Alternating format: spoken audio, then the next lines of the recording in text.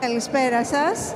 Η τελετή έναρξης του συνεδρίου θα ξεκινήσει με την προσφώνηση από τον Αντιπρίτανη Διοικητικών Υποθέσεων και Φοιτητικής Μέριμνας του Εθνικού και Καποδιστριακού Πανεπιστημίου Αθηνών, καθηγητή Ευστάθιο Ευσταθόπουλο.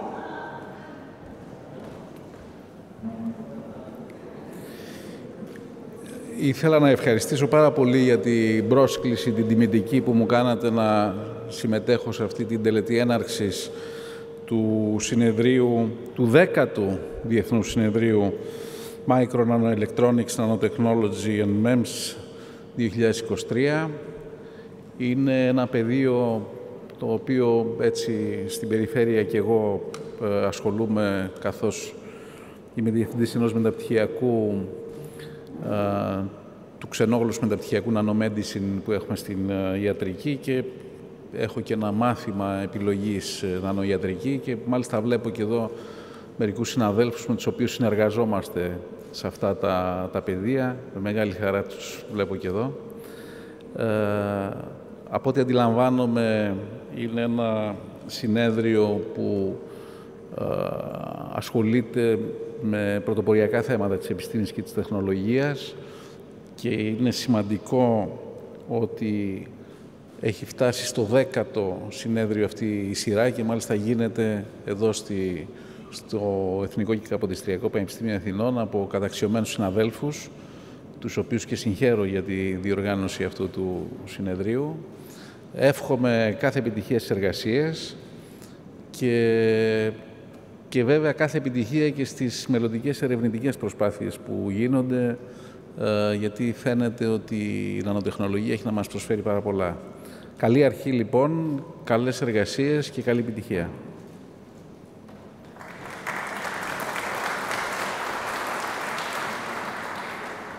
Θα ακολουθήσει ο χαιρετισμός από τον Αντιπρόεδρο του Συμβουλίου Διοίκησης του Εθνικού και Καποδιστριακού Πανεπιστημίου Αθηνών, καθηγητή Νικόλαο Θωμαΐδη.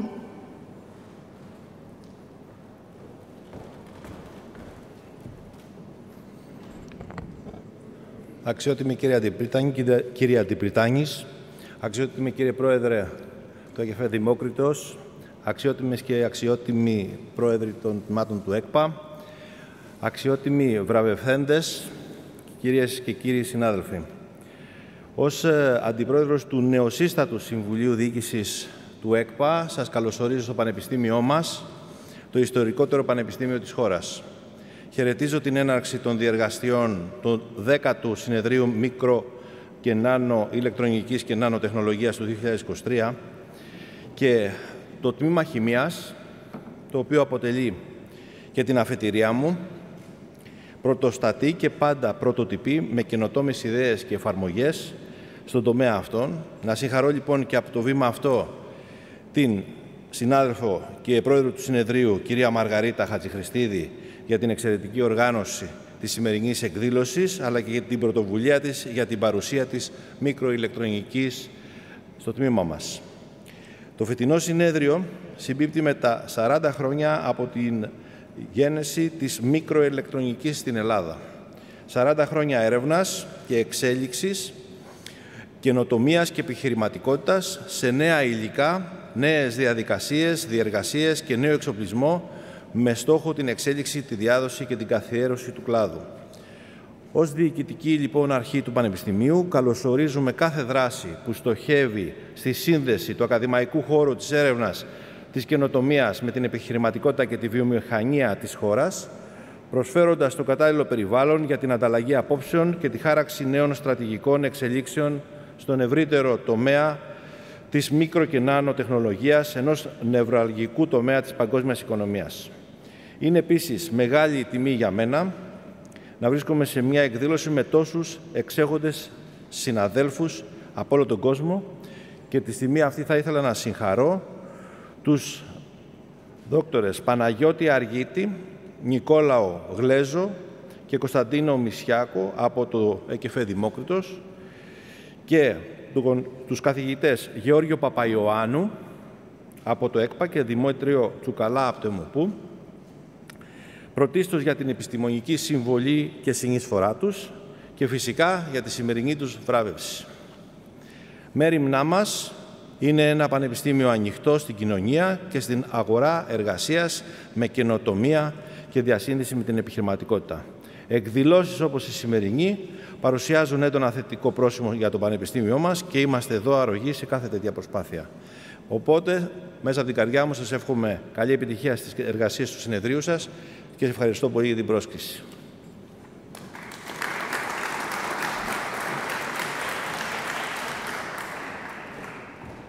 Χαιρετισμός από την Πρόεδρο του Τμήματος Χημείας του Εθνικού και Καποδιστριακού Πανεπιστημίου Αθηνών, καθηγήτρια Ευρύκλεια Λιανίδου.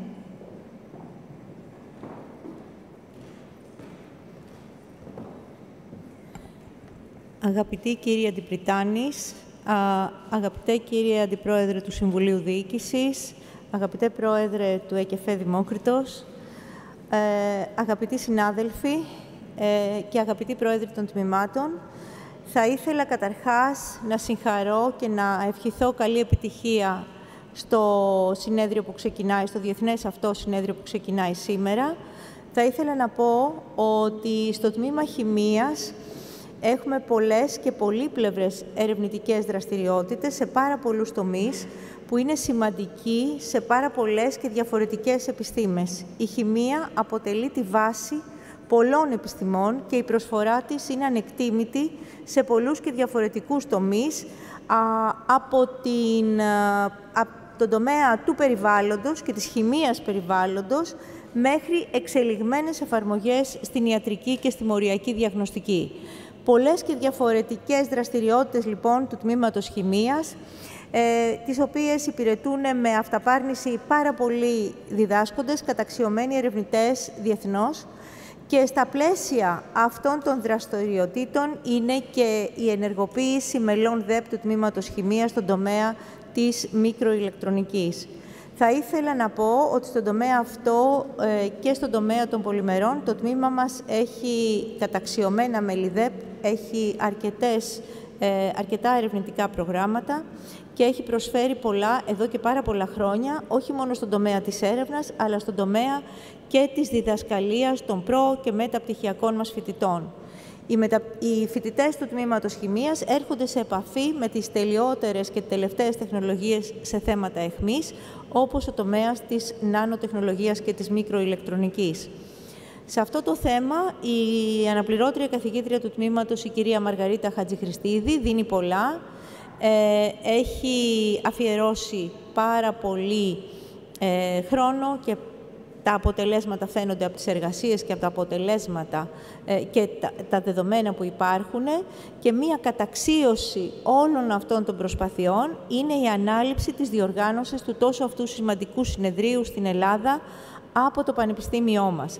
Το 10ο λοιπόν συνέδριο γίνεται στο ΕΚΠΑ, ξεκινάει σήμερα σε αυτή την υπέροχη και ιστορική αίθουσα. Είναι ένα συνέδριο που πλαισιώνεται από καταξιωμένους ερευνητές και διεθνώς αναγνωρισμένους καθηγητές, οι οποίοι και πρόκειται να βραβευτούν σε λίγο. Συγχαρητήρια σε όλους. Και θα ήθελα στα πλαίσια αυτά να ευχηθώ καλή επιτυχία στο συνέδριο, καλή επιτυχία σε όλη την ερευνητική προσπάθεια που γίνεται στο Τμήμα Χημείας στον τομέα αυτό και είμαστε δίπλα σε όλους που θα ζητήσουν τη στήριξή μας στην συνέχιση αυτής της ερευνητικής και διεθνούς προσπάθειας. Εύχομαι λοιπόν καλό ξεκίνημα και καλή επιτυχία στο συνέδριο.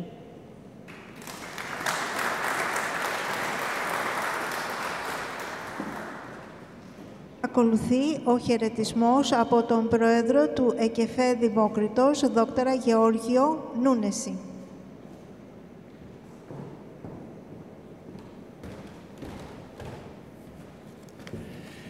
Κύριε Αντιπρίτανη, κύριε Αντιπρόεδρε του Διοικητικού Συμβουλίου του ΕΚΠΑ, κυρία Πρόεδρε του Τμήματος Χημείας του ΕΚΠΑ, κυρίες και κύριοι, είναι πολύ μεγάλη χαρά για μένα να βρίσκομαι εδώ, να βρίσκομαι σε αυτή την αίθουσα. Κάποτε ορκίστηκα σε αυτή την αίθουσα και είναι πολύ σημαντικό να ξαναγυρίζει κανείς ξανά και ξανά.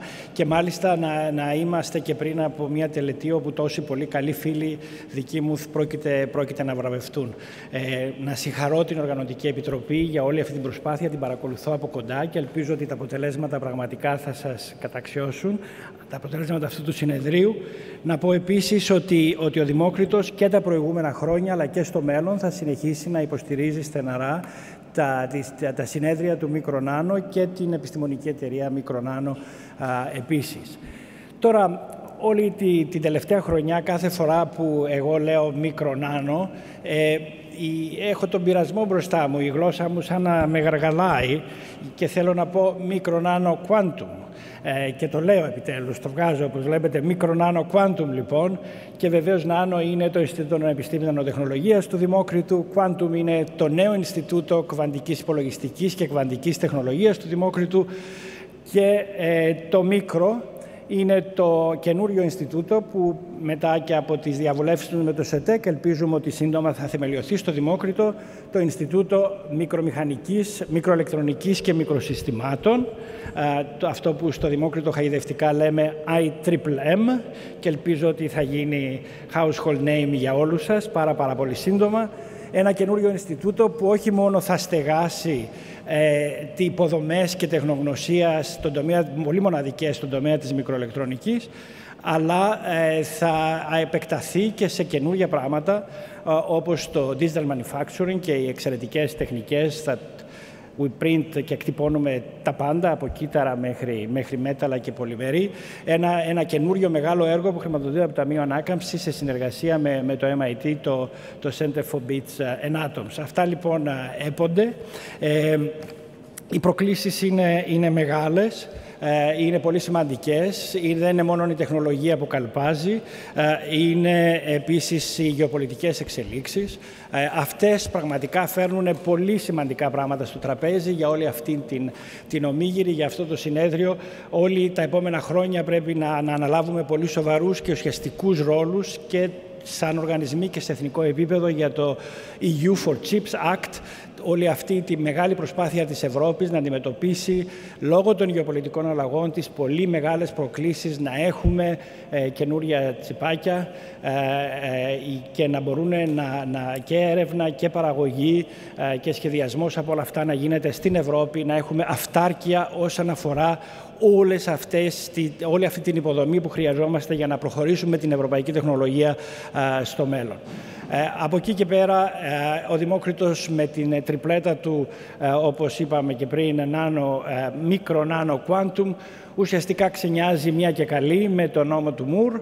Δεν έχουμε πια να ασχολούμαστε με αυτό, τα καλύπτουμε όλα και μπορούμε να δουλεύουμε σε φωτονικά συστήματα, σε ημιαγωγούς, σε υπεραγωγούς, trapped ion συστήματα, low dimensional materials. Πραγματικά είναι πολύ εξαιρετική καιρή.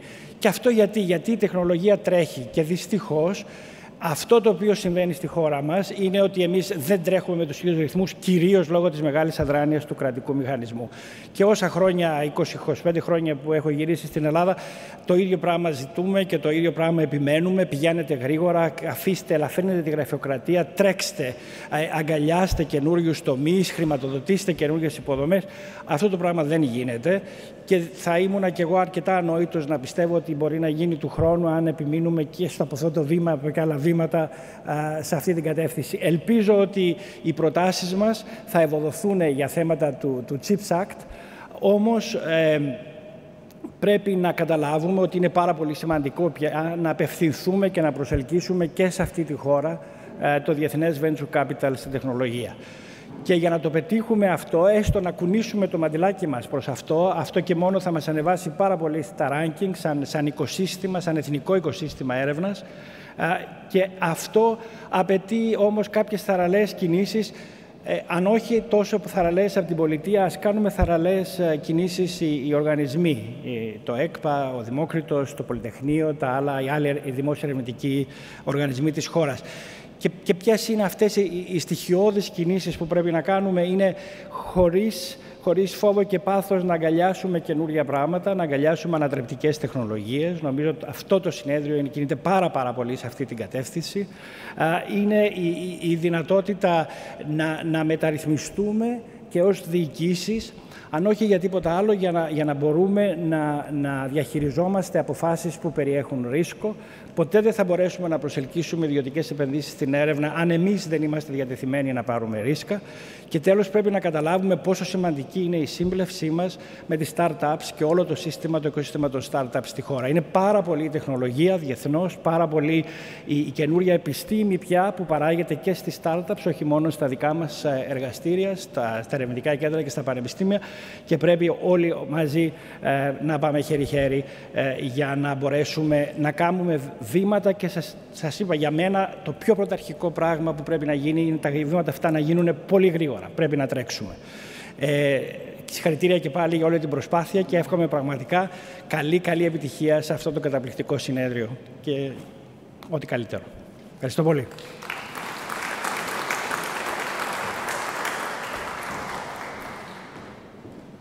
Ακολουθεί ο χαιρετισμός από τον πρόεδρο της επιστημονικής εταιρείας Micro-Nanoelectronics Society, δόκτορα Ευάγγελο Γογκολίδη.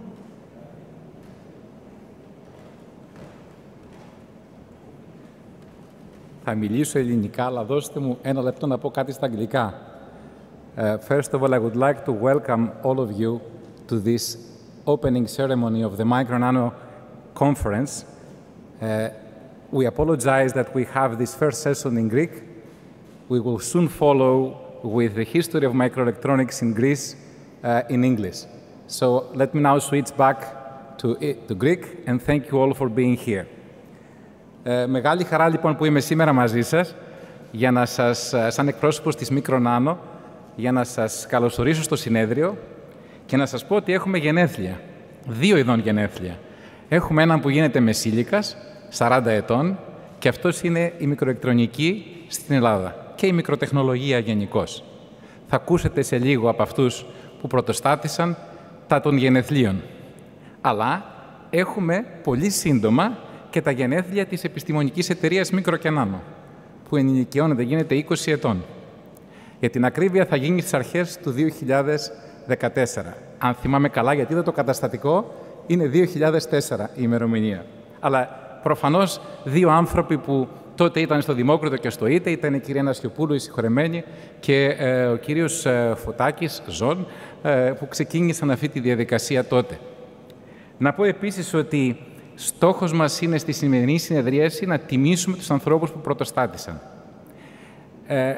Ξεκινήσαμε φέτος, είναι πολλοί άνθρωποι που πρωτοστάτησαν. Είναι αυτοί που μπήκαν στο σχεδιασμό και έχουμε μια τεράστια άνθηση στο σχεδιασμό των ολοκληρωμένων κυκλωμάτων στην Ελλάδα και αυτοί που μπήκαν στην τεχνολογία. Φέτος, είπαμε με την ευκαιρία των 40 χρόνων και του εργαστηρίου στο Δημόκριτο, αλλά κυρίως με την ευκαιρία της εκδημίας του πρωτεργάτου στο χώρο αυτό του κυρίου Μιχάλη Χατζάκη στις αρχές Φεβρουαρίου, να τιμήσουμε τους ανθρώπους που πρωτοστάτησαν στην τεχνολογία. Γι' αυτό και οι βραβεύσεις που θα δείτε θα είναι κυρίως από ανθρώπους που ήταν στην τεχνολογία. Του χρόνου, πρώτο ο Θεός, θα ακολουθήσουμε και με τους ανθρώπους στο σχεδιασμό. Ήδη κάναμε κάποιες επαφές με ανθρώπους όπως τον κύριο Τσιβίδη και άλλους στο εξωτερικό. Θέλω να πω ότι όλοι εσείς που δουλεύετε στο χώρο, φοιτητές, μεταπτυχιακοί, μεταδιδάκτορες, όριμοι ερευνητές και καθηγητές, έχετε προσφέρει πάρα πολλά σε αυτό το χώρο. Σήμερα φτάσαμε μετά από 40 χρόνια να ανθεί ο κλάδος. Σε λίγο θα έχουμε το χαιρετισμό από τον εκπρόσωπο των βιομηχανιών του κλάδου αυτού, οι οποίες κυρίως βεβαίως βασίζονται στο σχεδιασμό και είναι αυτό που λέμε χωρίς εργοστάσιο, fabless. Να θυμίσω όμως ότι στα μέσα της προηγούμενης δεκαετίας είχαμε μια άνθηση και στη βιομηχανία. Σας θυμίσω ότι είχαμε 5 εργοστάσια κατασκευής φωτοβολταϊκών στη χώρα. Με την έλευση της οικονομικής κρίσης και της κρίσης στην ενέργεια, αυτές οι υποδομές δεν υπάρχουν σήμερα. Παρ' όλα αυτά, το ανθρώπινο δυναμικό είναι ακόμα εδώ. Γι' αυτό, όπως είπε ο κ. Πρόεδρος του Δημόκριτου πριν, είναι μια καταπληκτική ευκαιρία αυτή, καθώς στην Ευρώπη και στην Αμερική ξαναγεννιέται η τεχνολογία αυτή, για να έχει ακριβώς αυτάρκεια, το λεγόμενο CHIPS Act και στην Ευρώπη και στην Αμερική, να θέσουμε εμείς σαν κοινότητα στην πολιτεία την ανάγκη να προσεγγιθούν επενδύσεις στο χώρο αυτό. Και επενδύσεις πλέον και στο χώρο της παραγωγής. Είναι πάρα πολύ σημαντικό για να έρθουν σε αξιοποίηση όλες αυτές οι καταπληκτικές προσπάθειες ερευνητικές που γίνονται. Τέλος, θέλω να ευχαριστήσω πάρα πολύ τις εξαιρετικές συναδέλφους. Φέτος το συνέδριο είναι gender unbalanced. Οργανώνεται από 2 κυρίες, την κυρία Ελένη Μακαρόνα, ερευνήτρια Β στο ΕΚΕΦΕ Δημόκριτος, και την κυρία Μαργαρίτα Χρυσιστίδη, καθηγήτρια αναπληρώτρια στο Πανεπιστήμιο Αθηνών, και να τις ευχαριστήσω για τις πραγματικά πολλές προσπάθειες που καταβάλανε. Θα έχουμε ένα ενδιαφέρον πρόγραμμα που ξεκινάει αύριο, και να πω ότι το συνέδριο είναι ετήσιο και συνηθίζουμε να είμαστε πάρα πολύ ανοιχτοί σε όλους τους συναδέλφους, σε όλα τα ιδρύματα, ακόμα και σε εταιρείες στο χώρο. Οπότε, κατά τη διάρκεια του συνεδρίου, μπορείτε να έρθετε να μιλήσετε τόσο με μένα όσο και με τα άλλα μέλη του Διοικητικού Συμβουλίου, που θα γίνει το επόμενο συνέδριο. Στο τέλος του συνεδρίου, ελπίζω να είμαστε έτοιμοι να σας το ανακοινώσουμε. Πάντοτε γίνεται, το έχουμε στις αρχές του Νοεμβρίου, έτσι ώστε να έχουμε μια σταθερή ημερομηνία. Και με αυτά να σας ευχαριστήσω, να ευχηθώ καλή επιτυχία στη συνεδρία και να καλέσω τον επόμενο ομιλητή στο βήμα. Ευχαριστώ πάρα πολύ.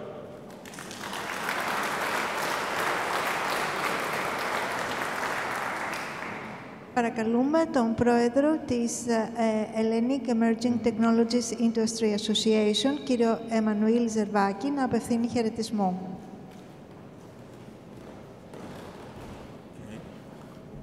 Καλησπέρα σας και από μένα. Καταρχήν να ευχαριστήσω για την τιμή που μας κάνατε σαν Χετία να μας καλέσετε να απευθύνουμε ένα σύντομο χαιρετισμό για το 10ο συνέδριο. Εκ μέρους του ΔΣ της Χετία να σας ευχαριστήσω θερμά. Να πω ότι και προσωπικά είμαι χαρούμενος που βρίσκομαι εδώ. Είναι η πρώτη φορά που μπαίνω στο κτίριο. Και είμαι και πολύ χαρούμενος γιατί βλέπω πολύ γνώριμες φυσιογνωμίες από τότε που έκανα και εγώ το διδακτορικό μου στο Δημόκριτο. Επίσης, συνειδητοποιώ ότι έχουμε φτάσει στα 40 χρόνια μικροηλεκτρονικής. Η Χετία είναι μέρος της ιστορίας αυτής. Σαν Ένωση έχουμε ξεκινήσει το 2005. Ξεκινήσαμε από το χώρο των ημιαγωγών. Το πρώτο όνομα της Ένωσης ήταν NEV. Το όραμα τότε, ξεκινώντας πίσω το 2005, ήταν να φέρουμε κοντά τις εταιρείες και τα πανεπιστήμια που ήταν στον χώρο των ημιαγωγών. Founding member τότε ήταν και ο Δημόκριτος. Είχαμε καταλάβει από τότε ότι είναι πολύ σημαντικό η διασύνδεση της βιομηχανίας με την ακαδημαϊκή κοινότητα, γι' αυτό και ξεκινήσαμε και ουσιαστικά η Ένωση τότε είχε ουσιαστικά το πρώτο κλάστερ μικροηλεκτρονικής που δημιουργήθηκε στην Ελλάδα. Από τότε τα πράγματα προφανώς εξελίχθηκαν τεχνολογικά, φύγαμε από το αμιγώς μικροηλεκτρονική, πήγαμε στα ενσωματωμένα συστήματα, τώρα πλέον είμαστε στο διαδίκτυο των πραγμάτων, μιλάμε για ψηφιακές τεχνολογίες ή αναδυόμενες τεχνολογίες, εξού και κάναμε rebranding την Ένωση και από Ένωση Μιαγωγών, πλέον είμαστε Ένωση Αναδυόμενων Τεχνολογιών. Εξακολουθούμε και είμαστε μια ένωση που έχουμε και ακαδημαϊκά μέλη και βιομηχανικά μέλη. Σήμερα αριθμούμε πάνω από 80 μέλη, πάνω από 50 εταιρείες. Όλες αυτές οι εταιρείες αναπτύσσουν καινοτομία και τεχνολογία στην Ελλάδα με σκοπό προφανώς να κατακτήσουμε την παγκόσμια αγορά. Ο κύριος στόχος της Ένωσης συμπίπτει λίγο πολύ με το όραμα και τον κύριο στόχο του Micro και Nano, είναι να προσπαθήσουμε όλοι μαζί να αναπτύξουμε περισσότερο το οικοσύστημα. Είτε είναι οικοσύστημα μικροηλεκτρονικής ή αν το δούμε λίγο με πιο ευρύ ορίζοντα, το οικοσύστημα των αναδυόμενων τεχνολογιών. Προς αυτή την κατεύθυνση εμείς σαν Ένωση υποστηρίζουμε προφανώς συνέδρια όπως το Micro και Nano, που πρωτοαρχικό στόχο πρέπει να έχει να βοηθήσει να γίνει καλύτερη διασύνδεση μεταξύ των ερευνητών και των εταιριών. Πρόσφατα, πριν 2-3 εβδομάδες, και εμείς σαν Ένωση κάναμε το αντίστοιχο τεχνολογικό μας συνέδριο στη Θεσσαλονίκη με ακριβώς την ίδια στόχευση. Οπότε είμαστε πάρα πολύ χαρούμενοι που υποστηρίζουμε αυτή τη δράση και προφανώς θα την υποστηρίξουμε και στο μέλλον. Θέλω να πω ότι αυτή τη στιγμή υπάρχει με μια γρήγορη ματιά που είδα, ένα πάρα πολύ πλούσιο πρόγραμμα παρουσιάσεων και keynote. Συγχαρητήρια στην Οργανωτική Επιτροπή που έχει καταφέρει και το έχει οργανώσει τόσο καλά. Να πούμε όμως ότι θεωρούμε ότι το πιο σημαντικό κομμάτι σε αυτά τα συνέδρια δεν είναι μόνο οι παρουσιάσεις, προφανώς, αλλά είναι η διασύνδεση. Έχει πάρα πολύ μεγάλη σημασία να συζητάμε τις προκλήσεις, να συζητάμε κοινά προβλήματα, να γίνεται διασύνδεση μεταξύ βιομηχανίας και ακαδημίας και τελικά έτσι προσπαθούμε να βρούμε λύσεις σε κοινά προβλήματα. Είμαστε σε μια εποχή που γίνονται τρομακτικές αλλαγές και στον χώρο της τεχνολογίας. Να αναφέρω μόνο τον ψηφιακό μετασχηματισμό που λένε οι περισσότεροι. Πρέπει να καταλάβουμε όλοι ότι όλη αυτή η κοσμογονία που γίνεται τελικά γυρνάει πίσω σε πολύ βασικές τεχνολογίες, όπως αναφέρθηκε νωρίτερα τα τσιπάκια, οι αισθητήρες που θα παρουσιαστούν στα πλαίσια του συνεδρίου και πρέπει να καταλάβουμε ότι χωρίς τα μικροκυκλώματα και τους αισθητήρες δεν υπάρχει ψηφιακός μετασχηματισμός και δεν υπάρχει πρόοδο. Κλείνοντας, να ευχαριστήσω πάρα πολύ και πάλι για την πρόσκληση να απευθύνουμε ένα χαιρετισμό. Εύχομαι καλές εργασίες στο συνέδριο, εύχομαι να γίνουν ωραίες συζητήσεις. Εμείς, σαν Βιομηχανική Ένωση, είμαστε ανοιχτοί και πρέπει να το συζητήσουμε αυτό σοβαρά, να δούμε πώς μπορούμε να ενώσουμε τις δυνάμεις μας και με το Micro και Nano, να δούμε αν μπορούμε να έχουμε κοινές συνέργειες, όπως ένα κοινό συνέδριο, γιατί έχουμε, όπως είπα και νωρίτερα, ένα κοινό όραμα και ένα κοινό σκοπό που είναι να προσπαθήσουμε να ενώσουμε τις δυνάμεις μας για να αναπτύξουμε ακόμα περισσότερο το σύστημα της μικροηλεκτρονικής στην Ελλάδα. Ευχαριστώ πολύ.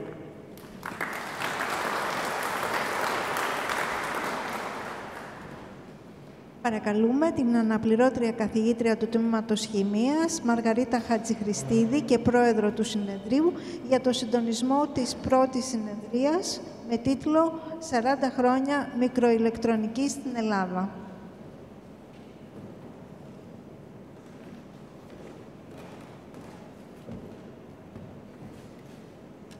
Αξιότιμα αντιπρίτανη Διοικητικών Υποθέσεων και Φοιτητικής Μέριμνας του Εθνικού και Καποδιστριακού Πανεπιστημίου Αθηνών, καθηγητή Ευστάθεια Σταθόπουλε. Αξιότιμα αντιπρόεδρε του Συμβουλίου Διοίκησης του ΕΚΠΑ, καθηγητή Νικόλα Θωμαίδη. Αξιότιμη πρόεδρε του Τμήματος Χημείας του ΕΚΠΑ, καθηγήτρια Ευρύκλη Αλιανίδου. Αξιότιμη πρόεδρε του ΕΚΕΦΕ Δημόκριτος, δόκτωρα Γεώργη Νούνεση.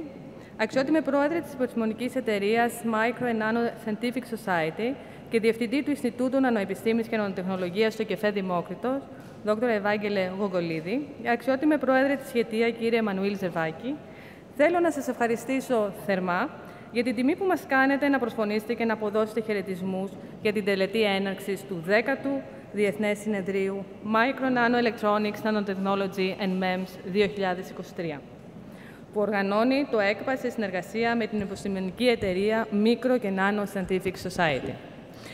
So, now I will switch to English, since this conference is international. And firstly, I would like to thank all of you for being here today, since the success of a conference depends on its participants. I am very happy to see so many colleagues, actually so many friends here today. And I would like to share some thoughts with you. So, almost a year ago, the Micro-Nanoelectronics Society, to which I am a member, proposed to me to organize the Micro-Nano 2023 International Conference. To be honest, I was thrilled and I was very excited, and I was immediately start thinking, okay, how can we make this conference a big success? So it was the 10th of a series, so it's a round number, it's something very nice. And it has been 40 years since the first discussion about microelectronics in Greece. So while talking about the conference with colleagues who are also very good friends, Yannis Raptis said to me, you know, you should do something about honoring the colleagues who are retiring and who are pioneers of microelectronics in Greece. And he was absolutely right. So, starting from this idea, the co-chair, Dr. Eleni Makarona, and I built this concept for this special event today. So, in the first session of the conference, we will start with the plenary lectures of Professor Dimitrios Tsoukalas and Dr. Nikos Glezos, who will give us an inside look at the history of microelectronics in Greece from first hand. We couldn't have better speakers, since they are both pioneers in the field and will share their experience that is personal. So they will talk actually about their working life. So in the second part of the special event, we will honor 5 researchers for their lifelong dedication and contributions to the development of microelectronics in Greece. Dr. Panagiotis Argitis, Dr. Nikolaos Glesos, Dr. Konstantinos Misiakos, Professor George Papaioannou, and Professor Dimitrios Tsoukalas. I don't think that there is any person in Greece in the field of micro-nanoelectronics, nanotechnology, and MEMS, and there are many now, that has not been personally influenced by one or more of these pioneers. In our days, in almost every Greek university and almost all the research centers, there are people who are working in those fields. So I hope that you all enjoy this trip back in history about the evolution of microelectronics in Greece. And Professor Tsoukalas, the floor is yours.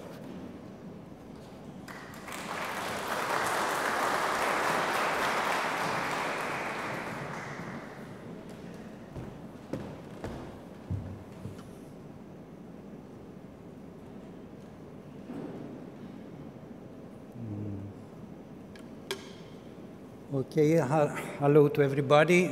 I would like first to thank the organizers for this honor to make this historical review of microelectronics in Greece.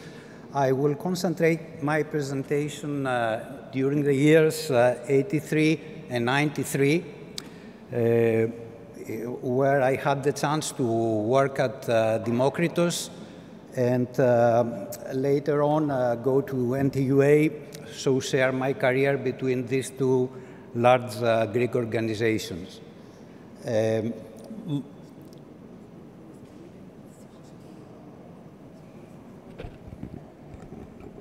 Okay, sorry.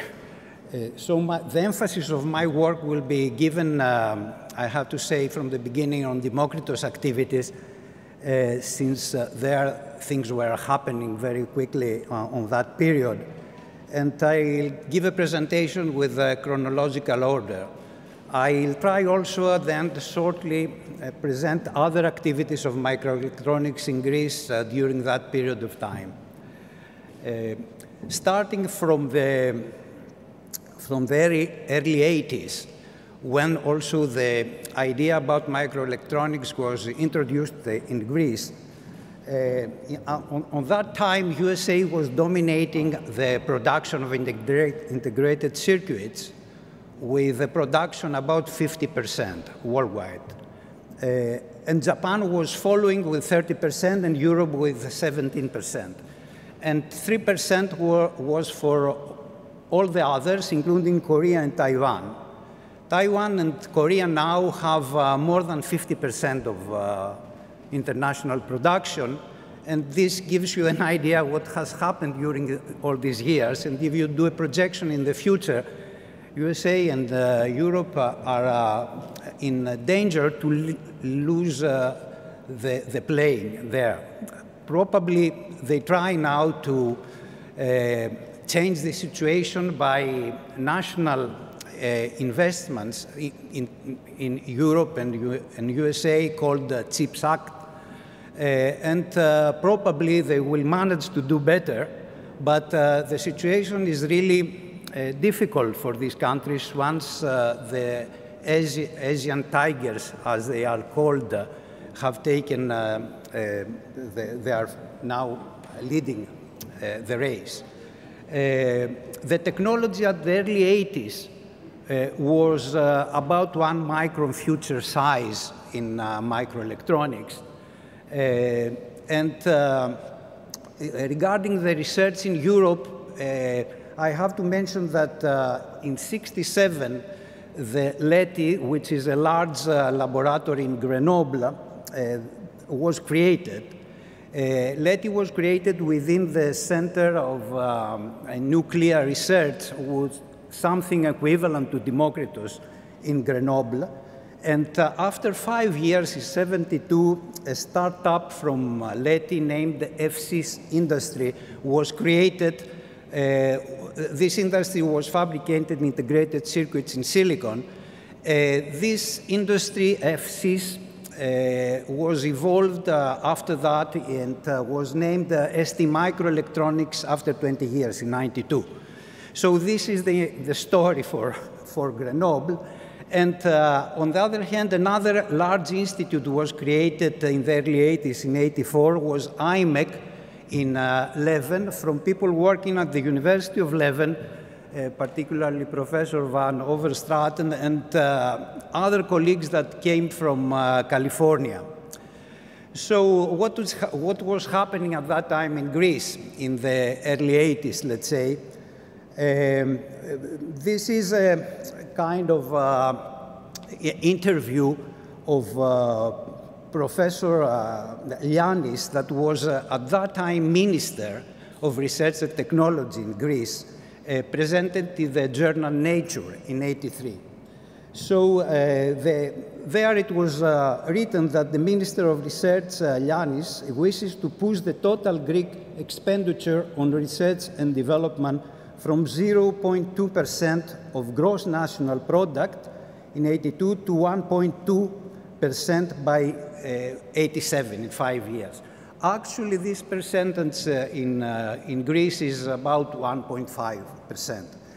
So you can understand that the 0.2 of a smaller, of course, gross national product in Greece on that time was really very, very, very small. So the work of Mr. Lianis was very difficult.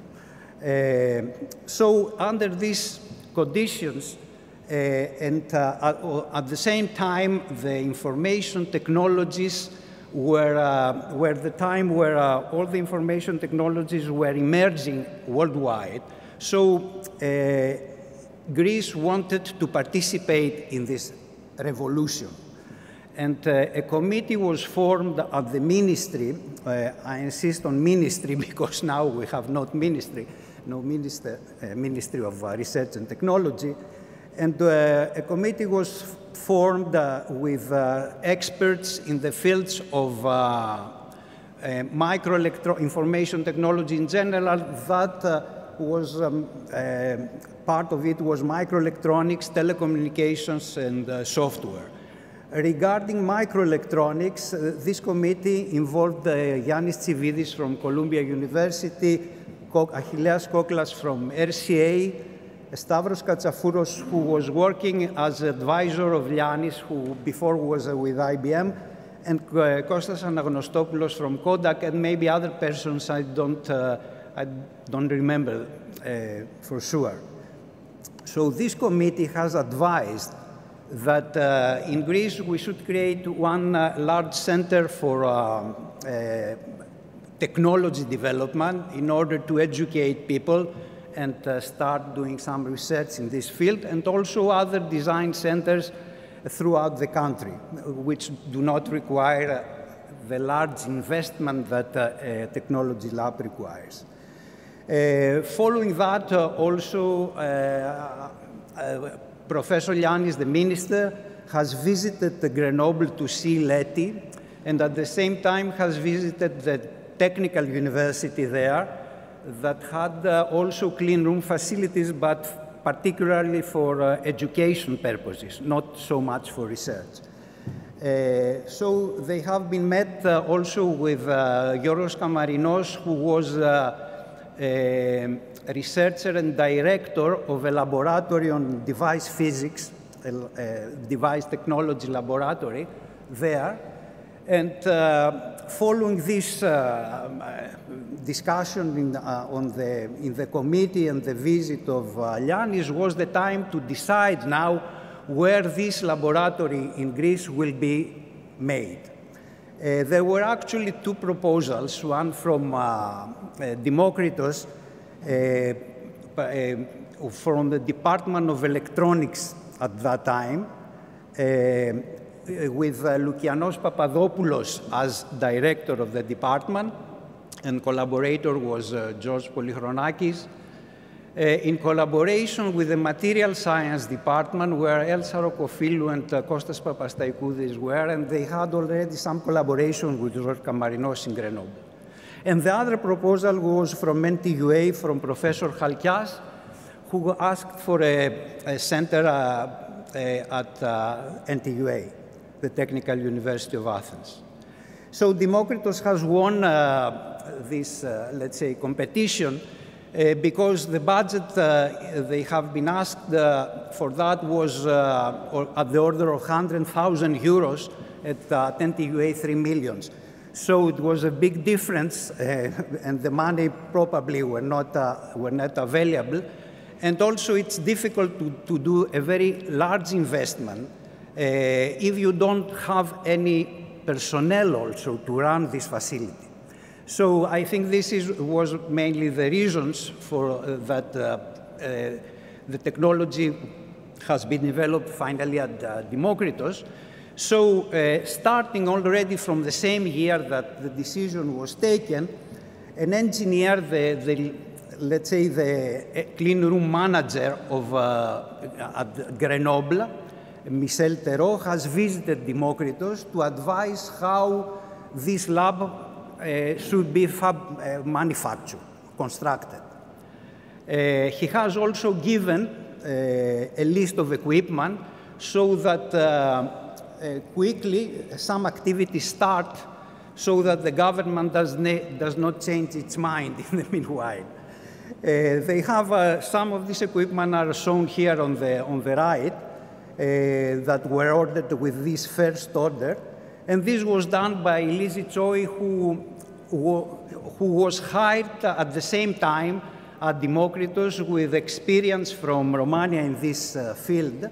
And he has realized the purchase of the equipment, but also she was trying to persuade all the direction, let's say, of Demokritos that the clean room is necessary to put the equipment inside. Because at the beginning, the idea is that the clean room is not necessary since the money were not sufficient to make a clean room. So this has taken somehow second priority. So we come now to 1984, where a Greek-French bilateral cooperation between the electronics department at Demokritos and the French laboratory LPCS with Camarinos as director have started a collaboration, and they have organized the first microelectronics week with emphasis on microelectronics technology, with many people from Grenoble coming and giving lectures, so that they have tried to create a research community gradually also in Athens, in Demokritos and other universities. And also Mrs. Lizzie Choi and Angeliki Arapogianni was working at the University of Athens here, have visited this center at Grenoble, the university center, to to make a transfer of the technology that they had there to Demokritos, a visit of 4 months. At the same time, the minister has taken contact with Mike Hadjakis from IBM, asking him to visit Demokritos for 1 year, and they have agreed on that. And at the same time, 2 new personnel have been hired at Demokritos, Stavros Katsafouros and Kostas Goutis, to develop the design, because all the activity till now that I have described was for the technology. In 1984, new equipment have been ordered, 5 furnaces, deionized water, optical microscope, evaporators, electrical measurements. So the activity has started to grow, and new equipment have entered into the lab. In 1985, Mike Hadjakis had passed a sabbatical year at Demokritos, and he has helped to organize all these things in collaboration with people there. I was also hired on that year at the electronics department, and we had some important visits. Dimitri Antoniadis from MIT has started a collaboration with the lab on research issues and also advising on technology. Also, there was a big and very important visit from Jean-Marie Cadieu, who was the ESPRIT program director at the European Commission, or the SPRI program is everything regarding information technology, in order to support the involvement of Greek groups in research. So at the same time, in Crete, Aris Christou became professor and established there a research on 3-5s using molecular beam epitaxy. Aris Christou came from the Naval Research Laboratory at Washington, D.C., and this activity is continuing, of course, till today. At the same time, in Europe, another large institute was created, was named the National Microelectronics Research Center, NMRC, and named today is the Tyndall Institute, and, but the creation was at that time. So in Greece, we were quite timely, all activities in Europe, but it was a good opportunity for Greece to enter this, the activities of microelectronics. In '85 also, the second Microelectronics Week was organized at Demokritos with many presentations. It was a real full-time week. Each day was 6-7 hours of presentations on different subjects, so from people coming from Grenoble, but also from researchers in Greece, so that we make all a community that could cooperate for research in future projects. Now, we are coming in '86, 3 years after the decision and the first equipment order, and in April '86, finally the clean room was ready. We have to say that this was manufactured by the technical department of Demokritos, was not outsourced to a company, because the money were much more if you outsource this kind of facility. But of course, it was quite critical, the guidance of Lizzie Choi to the technical department of Demokritos, who has not the experience to make clean rooms in Greece at that time. So with the guidance of Lizzie, this is finished relatively quickly, I would say, given the delays we know in Greece. And on May '86, the equipment were installed, and later on November '86, we have started to work on the equipment.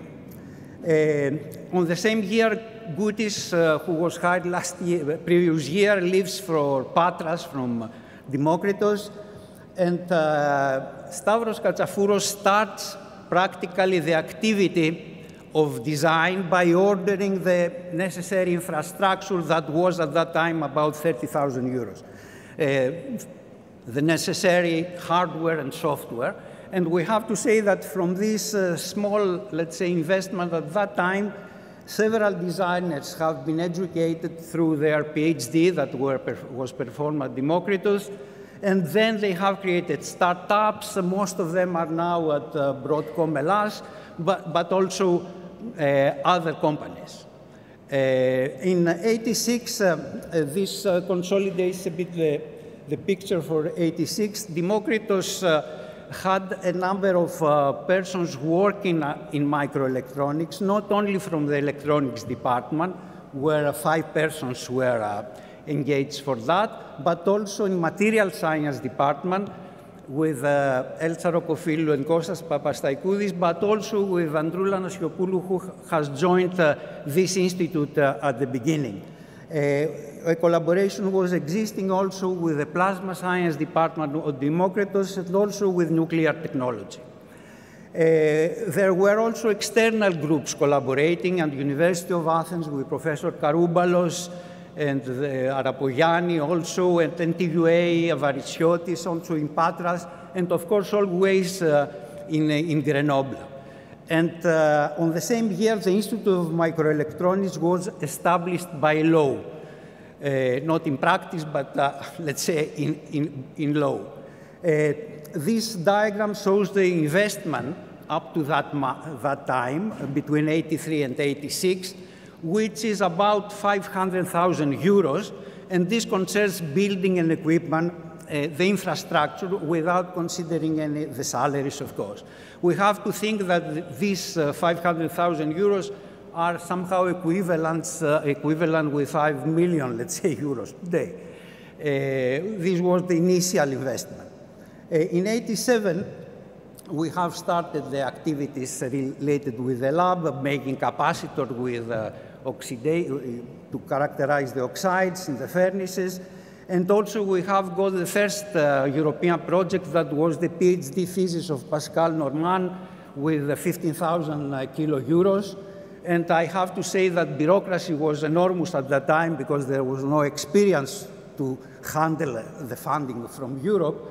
And Professor Adoniou, who was the president at that time, has helped all this involvement in European project at the very, very early beginning. Also, it was important this year, the Mediterranean integrated programs, if you know that story, a big investment for Greece in general, where an ion implanter was included in these programs for Democritos, and this machine was about the cost that was already invested in the equipment in the lab. So it was a big investment for Democritos. And this shows you some picture from '88 where the lab has now taken shape.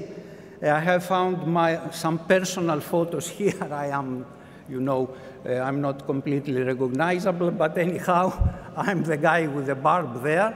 And also we have the characterization of devices lab, the design lab shown here, and some pictures of the clean room. So in '88, then also, the order of ion implanted has taken place from company Eaton from United States, and the implanter was installed next year. And we have to say that ion implanter has hardly escaped from being burnt during a large fire at customs offices in Athens. So we were lucky. At that time was the only saved equipment, let's say, in the customs. So, however, there were also other important things happening on '88. That was the real creation of the institutes at all the research centers in Greece and at Democritos, and the ranking of the researchers. Mike Hadjakis' election as director of the Institute of Microelectronics, and the joining of Androula Nasiopoulou to EMEL from the Institute of Material Science. So at that time, we were 5-6 persons as a core permanent staff, not sufficient, of course, for that investment that we have made and the perspectives that were in front of us. Hopefully, we have taken, let's say, by the direction of Democritos, 5 positions for postdoctoral researchers, and they have joined Mischiakos, Tsamakis, Glezos, Davazoglu, Ogolidis in between '89, '91, and later on Argitis and Ereva. So 7 researchers with their experience. They have doubled the number of personnel. So we have somehow the critical mass to make proposals and advance the research. At the same time, the educational activities at the Institute were growing with PhD students, candidates if you want, joining the Institute already from '86. Pascal Normand arrived at '87 with the European Fellowship, but with the fellowships of Democritos, we had a lot of new researchers. I mentioned a lot of them here: Blionas, Bouras, Valamondes, Haralabidis, Tsamis, Hadjandroulis, Kavadias, Raptis, Kaltsas, Boustouridis, who have helped a lot in developing our research. The technical staff also has grown. Mavropoulis, Karzis, Lagouvardou have joined a bit at that time. And of course, it was very critical, the support of Secretariat, Zacharoula Makridi, and the logistics, let's say, by Zacharias Makridis. Regarding the technical development, now on the years 88, 89, we have developed the so-called PMOS technology, which is not self-aligned technology, a simple technology with future size, maybe it was at 5 micron, with masks that we have taken from Grenoble. This technology is the source and the drain of the MOSFET transistor is first fabricated, and then it comes the gate, and it is aligned by the mask aligner to this. So it was a primitive technology. However, a lot of effort has been put on that because it was the first to demonstrate something. I have to mention Lizzie and Kostas Misiakos for their involvement and having that run at the end. And then it was, the next step was to go to a 6-mask NMOS technology that was done after 2-3 years, which involved also, which is a self-aligned technology, and involved the ion implanter that we have just installed, and also some equipment related with deposition of polysilicon and other type of oxides which are necessary to do this technology, which was at 2 microns. At the same time, Mike Hatzakis brought a donation from IBM with important equipment. I mentioned the lithography stepper, which was an H-line stepper. Also, the beam lithography was not a new equipment, but the used equipment. However, this gave the opportunity to create a good research group around these activities, which are critical also for quantum technologies. And also, e-beam gun evaporator. So the lab now has evolved to a large, to medium, let's say, size lab with a number of 25 people. We have started with 4 people 10 years ago, and with a budget around 1 million euros of that time, having started with 100,000 euros. I don't count on that or the salaries, of course, but only the equipment and the building. And in 91, we have got the first European project named FREE with a good budget for that time that has helped a lot to run all this equipment for running expenses. And also, we have made a good proposal that was not accepted in the European Commission for 0.1 micron with the beam lithography. But, however, this was a good opportunity that the name of the institute be heard at European level because it was quite competitive as a proposal. Here I finish with Democritus, and I want just to give names of some groups existing at that time that have also, of course, have been involved in the development of microelectronics in Greece. First of all, it's the group in Crete in 4th, with Aris Christou that came at 85 and brought a lot of know-how and attracted a lot of European projects, their funding. Many colleagues were involved in this activity in Crete at that time. Τζανετάκης, Χαλκιάς, Κυριακίδης, Ζαχαρίας Χατζόπουλος, ο Γεωργακύλας, Βαρμάζης, Σδέτσης, a bit more theoretical work for him. But however, there was a group of people working on that intensively, and we have tried to make a common proposal between Democritus that was working on silicon and with Crete working on 3-5 semiconductors. This proposal was a very good proposal with $500,000 at that time, but was not accepted and was to realize 3-5 components on silicon. That was a good opportunity for Greece to enter also this technology. Unfortunately, we have lost this opportunity at that time. Other groups I can mention is the research group at the University of Thessaloniki, with many people involved from the early 80s. I can mention there is a group around microscopy with Professor Stoimenos, Komninou, Karakostas, of course. And other people working on electrical characterization, Babis Dimitriadis, and of course, Serios Logothetidis was also at that time there, who has started thin film depositions, and we know now how he has developed his activities towards organic electronics. Other activities in technology, of course, at the University of Athens, George Papaioannou for electrical characterization, and another group for thin film deposition with Avaritziotis. Also, I have to mention the University of Athens, the efforts of Angeliki Arepogianni to start some activities on design, but particularly a bit later to start a postgraduate diploma on microelectronics that has a lot helped the education of young researchers.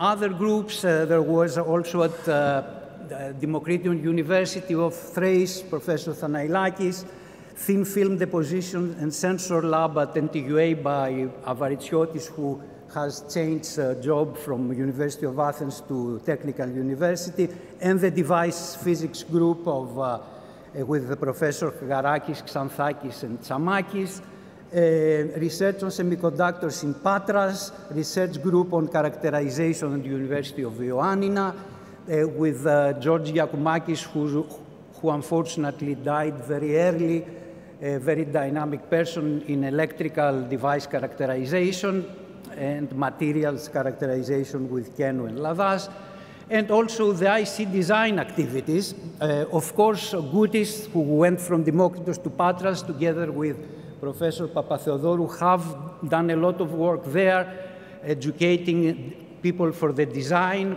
an activity in Patras that was enhanced, much enhanced with Atmel investment a bit later.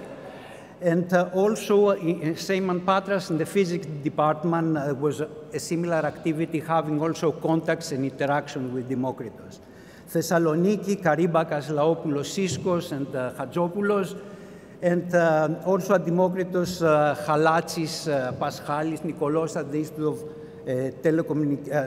Informatics and Telecommunications, and Thanailakis, of course, has started also some design activities and Democrition that are now continued by new young people and are much stronger. I have particularly to mention Yannis Tsividis, who started a collaboration with Greece in the 80s with the NTUA, and particularly with Yannis Papananos, who was performing his PhD at that time there. And Tsividis joined finally NTUA on the 90s and stayed there 5-6 years non-board. But it is very interesting to say that during these 5-6 years, he has educated so many people that have created then startups. So his role had really a large impact on the design in Greece. It should be particularly mentioned here.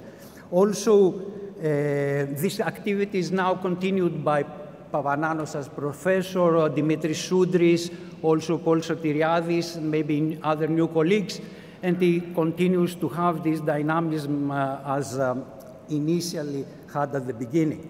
Also should be mentioned Professor Katevenis, well known for the design of risk architecture during his PhD at Berkeley, and who transferred this know-how in Crete in the computer science department and fourth institute there, who continues with to have an international recognition and participation in international projects. Finally, there were some design activities also in industry, particularly I mentioned Itracom, where Spiros Blionas, who has made his PhD between Democritos and Patras, was hired and started these activities with other colleagues, and later on other activities on design started in other companies. For this start of activity on the design particularly has a lot helped the special action from Brussels that was a funding scheme, let's say, for Greece Portugal, and Spain to develop microelectronics. So at that time, this funding that came from Brussels through the coordination of Yannis Tsalas, who was working at the European Commission, has a lot helped to consolidate all these activities in Greece and create new activities, particularly in industry. So I come now to the conclusions, where I have to say that microelectronics at Democritus had, of course, a political support during 83-92. Otherwise, could not be done. During this period, the investment was about 1 million euros in equipment and building, and which is somehow equivalent to 10 million euros today. Democritus, I have to say, was able to support this development through the 10 years because it had also an annual state budget, not only for, so it was possible to invest in new equipment and also in human capital. And in human capital, I include also the positions for postdoc and PhD students that they have a lot helped to at least our activities at the Institute of Microelectronics. So this way, this funding, state funding, allowed to make a strategy because you could know what to do the next years somehow and make a plan. This development, in my opinion, has ended around 96. Since then, the state budget has been reduced for equipment and infrastructure development, and it was replaced by external funding, mainly from European projects. This has given larger visibility to the Institute because you participate in European projects, you know new people, and you take new technologies.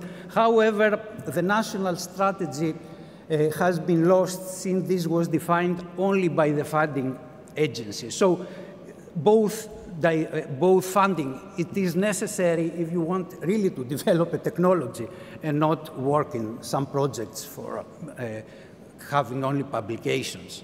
And the lessons we have learned from in the way ahead, let's say, we have, I think, discussed the case of microelectronics because I think this is one good example. There are not too many in our country where a national policy has been applied. Microelectronics had finally an impact on private sector growth, particularly on design activities. An estimate of all current microelectronic activities in Greece now, as Hetia has estimated, is about 300 million annually.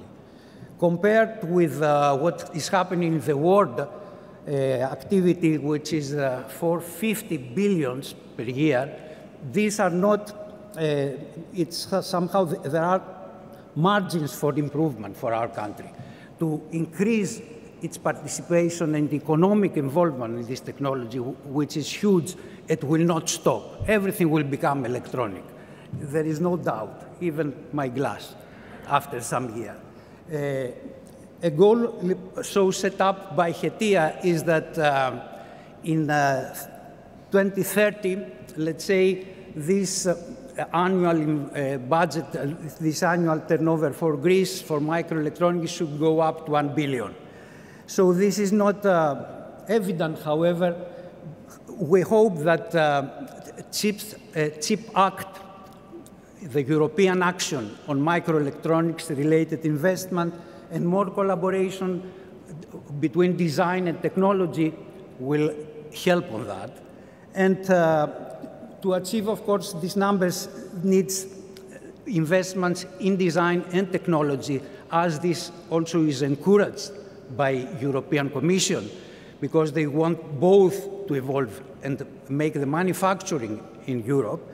And also, an important thing that has never happened in Greece is the involvement of the government, of the state, in order to give incentives to private investments in the country. Ireland, that was a country with no technology in the 80s, has understood well that. It has given these incentives, and now it's one of the richest, or the richer country in Europe.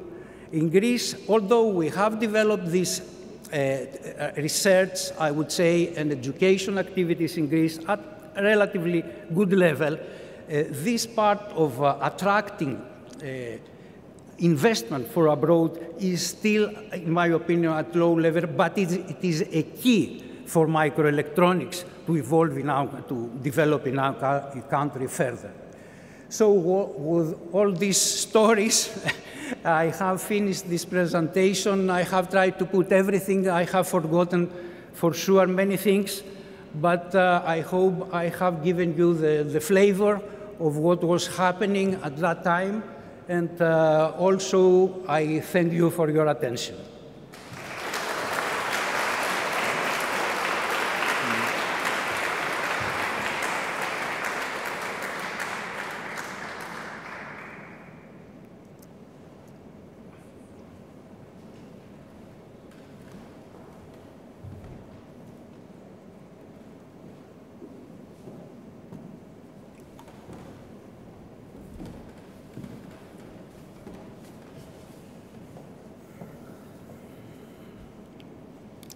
Honored guests, dear colleagues, and a lot of dear friends that are tonight in the audience, I would like to welcome you to the opening ceremony of this year's Micro-Nano in my own turn.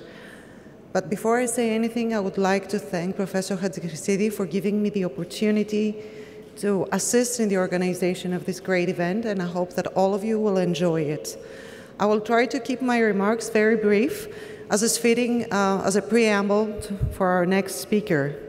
But I'd like to share a few personal thoughts, not so much technical at this point. As already highlighted by our conference chair, this event was conceived in order to honor the people that has planted the seeds for microelectronics in Greece, and they have helped shape this fantastic and very exciting field. Yet, as we kept on planning this event and in trying to shape how this night would look like, it became clear to us that it should not be merely a nostalgic trip down to memory lane, but instead it should be a celebration and a remarkable opportunity to look ahead into the future, a future shaped by drawing lessons from the past. As our previous speaker very well explained, the emergence of microelectronics in Greece was a strategic political decision. This year, the European Union has launched the CHIPS Act to regain technological sovereignty and address pressing societal challenges like the green and digital transition. The semiconductor industry, built upon the scientific discoveries of microelectronics and nanotechnologies, is of paramount importance for the well-being of the continent and also as a great generator of wealth. However, the true wealth of science lies within itself. Science is a magnificent creation of the human spirit on par with art, and it rests on three pillars. We usually refer to them as the rhetorical triangle expressed by three Greek words: logos, pathos, and ethos. I firmly believe that these three pillars and these three words are aptly applied to science instead of rhetorics. Logos is the foundation of science. It's logic and rational thinking. But the connection between pathos and ethos sometimes remains elusive, even though scientific pursuits may not be immediately evident how they connect all these three dots. But nothing could be far from true. Pathos is indispensable in our work as scientists. True passion drives our work and our everyday life. Strong emotions accompany every little bit of success that we may have. Elation follows bigger success. And a lot of emotions are stirred up mostly from the failures we have and we face every day. Without pathos, we wouldn't be engaged in the scientific path. Logic and pathos are inseparable in our lives. Finally, we come to ethos, a somewhat elusive concept, but the most critical one for making science universal and human-centric. Ethos, with its emphasis on ethics, integrity, and perseverance, allows our discoveries, no matter how small or big they are, to contribute to the progress of humanity, with material gains as a secondary consideration.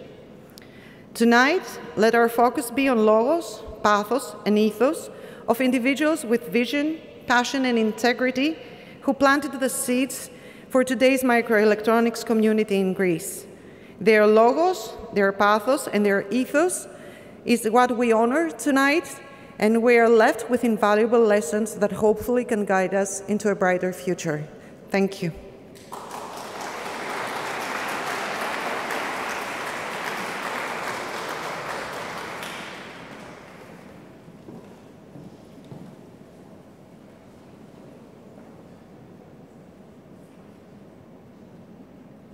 Now it's time to welcome Dr. Nikos Lesos, Daskalos, our teacher, our master, as we only refer to him, who is going to continue giving us the perspective of the microelectronics in Greece.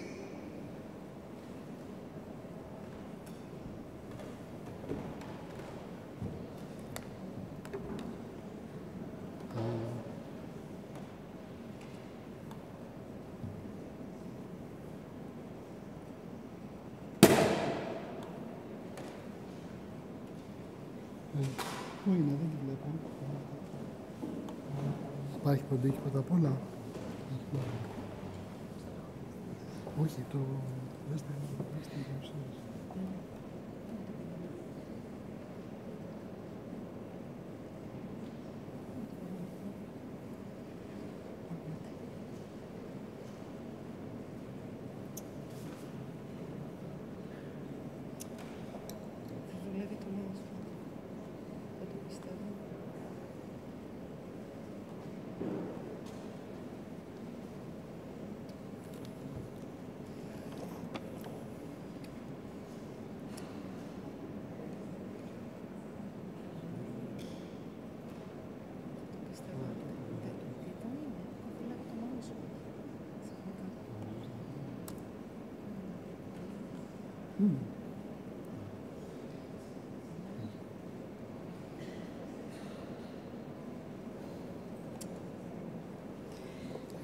Βλέπετε είναι για πρόσπισο.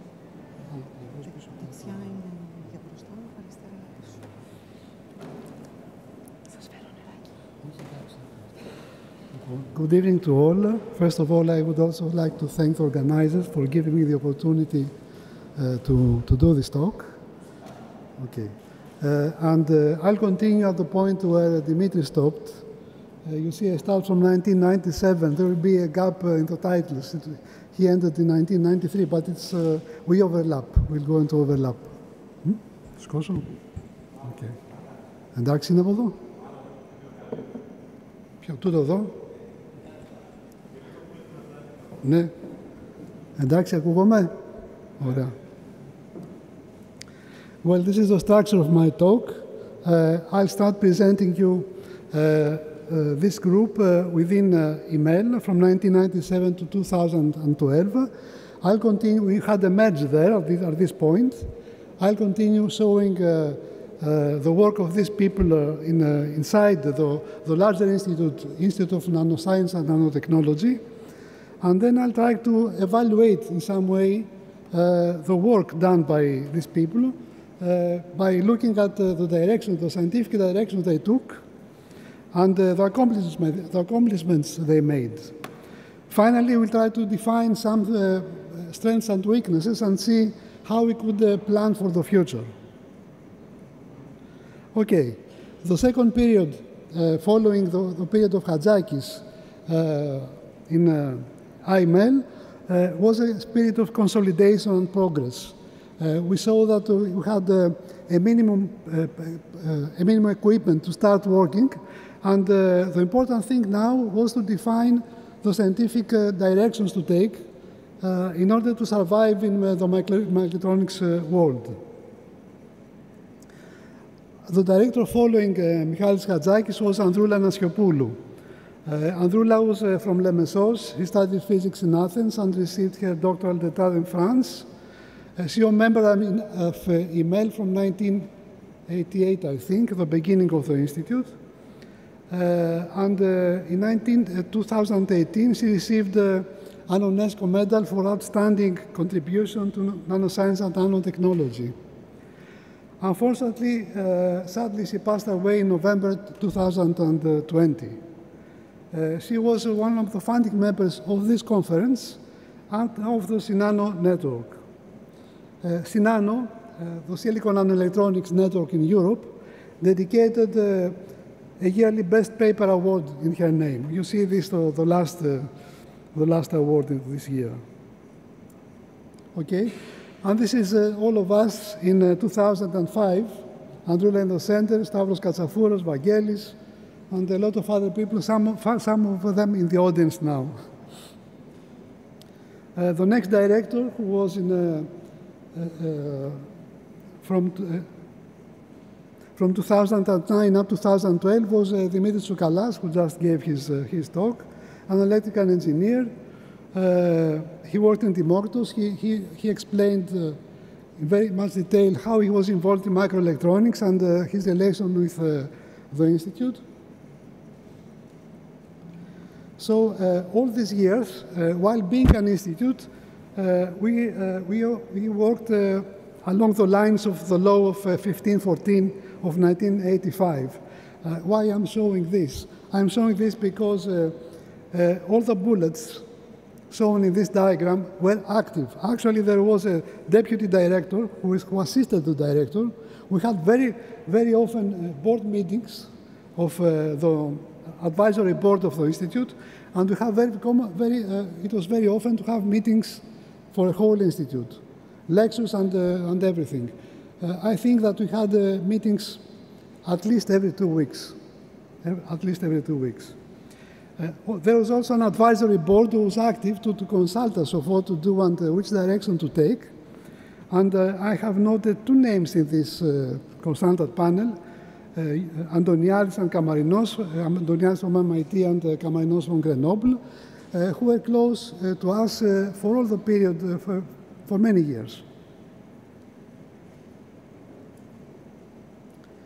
So in 2001, in the year 2000, we had an evaluation from an evaluation committee by the Secretary of Research.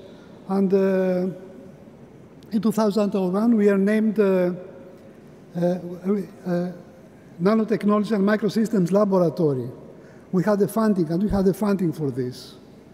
The main work of Androula at that time was to certify the institute and peripheral laboratories in ISO. The whole thing was taken too seriously, and at that time she published also a booklet which shows the possibilities of the laboratory and gave them as opportunity to outside users. I have put 2 lines which are important for this, to understand the feeling of how we felt about this common laboratory. Our aim is to encourage academia and industry researchers at a national and international level to get access to the infrastructure either through specific assignments or by direct collaboration. Another important thing that was agreed at that time was that every researcher from his income from projects would contribute 10% to make possible the survival of the big central laboratory. And this was true for many years. Until now, it's also valid, but I don't know what will be done in the near future. Following this evaluation of the year 2000, another building was added in the building of where the Institute of Microelectronics is, and this building was not built entirely from money given by the state. Half of the money was given by the projects of individual researchers, and half of the money came from the state. It was an urgency to have this space in order to put additional labs, and especially the electrical characterization lab and additional offices. And I think it's now time to say the story of the three electron beams that we had. We had three systems, one after the other, high-resolution electron beam lithography systems. Dimitris just presented the first one, which I repeat here. The first beam was donated by IBM. The first photo is of Mike Hadzakis, Philip Chang, Dieter Kern, and Hans Luft. These three people were in IBM, collaborators of Hadzakis, and came in Greece to reinstall this machine. This photo in the middle is a publication from IBM in 1977 with lines down to 80 nanometers. With this same system we got in our lab, 80 nanometers. It's almost unbelievable if you know the sizes. And the last photo is Yannis Raptis in operation, in action, trying to install the part of the beam.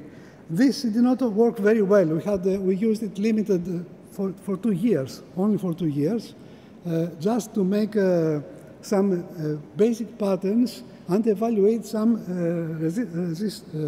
lithographic resist materials. It was not generally used by everybody to make devices, because it was a limited system and it was very old. It was a prototype from IBM, and especially the electronics were horrible, in a horrible condition, I mean.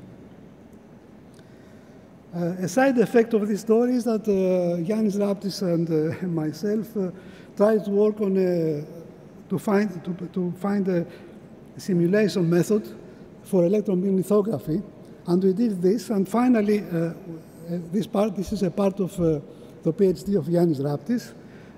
We were in position to commercialize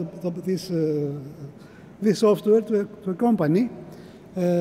We made a contract with Democritus, this company, and it gave it to about 15 specialized users as a software all around the world. The second beam was again a donation, this time by a company in Switzerland. The owner of this company was the Dino Makrikostas, a friend of Mike Hadzakis, and this is not coincidence. The only point is that we had to re-establish the machine in Greece, so we had a lot of expenses transferring the machines, disassembling and transferring the machines in our lab, and then putting a new clean room to host this machine. But this time, this is a real e-beam system. Usually, when in operation, it had about 8 to 10 projects running for devices of all the people involved in the institute.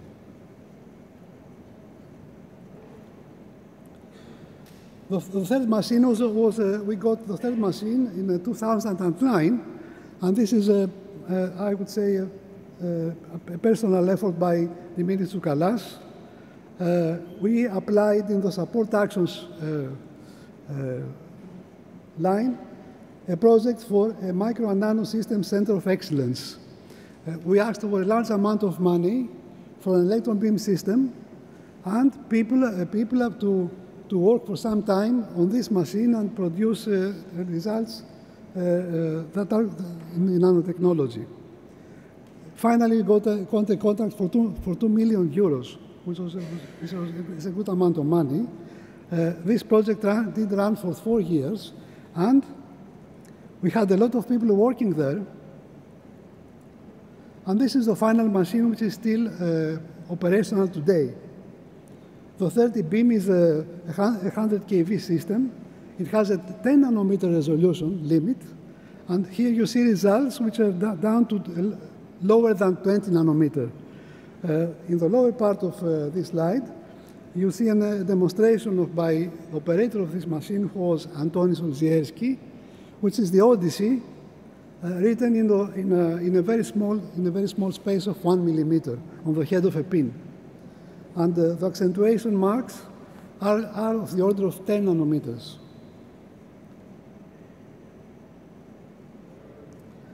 But in 2012, we are in the middle of economical crisis. Together with other institutes, we are obliged to merge into a new institute, the Institute of Nanosciences and Nanotechnology. I say that we are obliged because it is not bad to merging is not bad in changing titles of institutes within a research center. But this was done in some violent and sudden way, dictated by the crisis. It's not something that was done by some mature thought. So this large institute, which was made out of 3 institutes, Institute of Material Science, Institute of Physical Chemistry, and ourselves, had to reorganize this work, and this was done in 5 different directions. From this point of view, this was good because you had to reassess what direction we were going, and there was a complete direction actually for us, nanoelectronics, photonics, and microsystems, when we united with 3 other groups, 2 from material science and 1 from chemistry.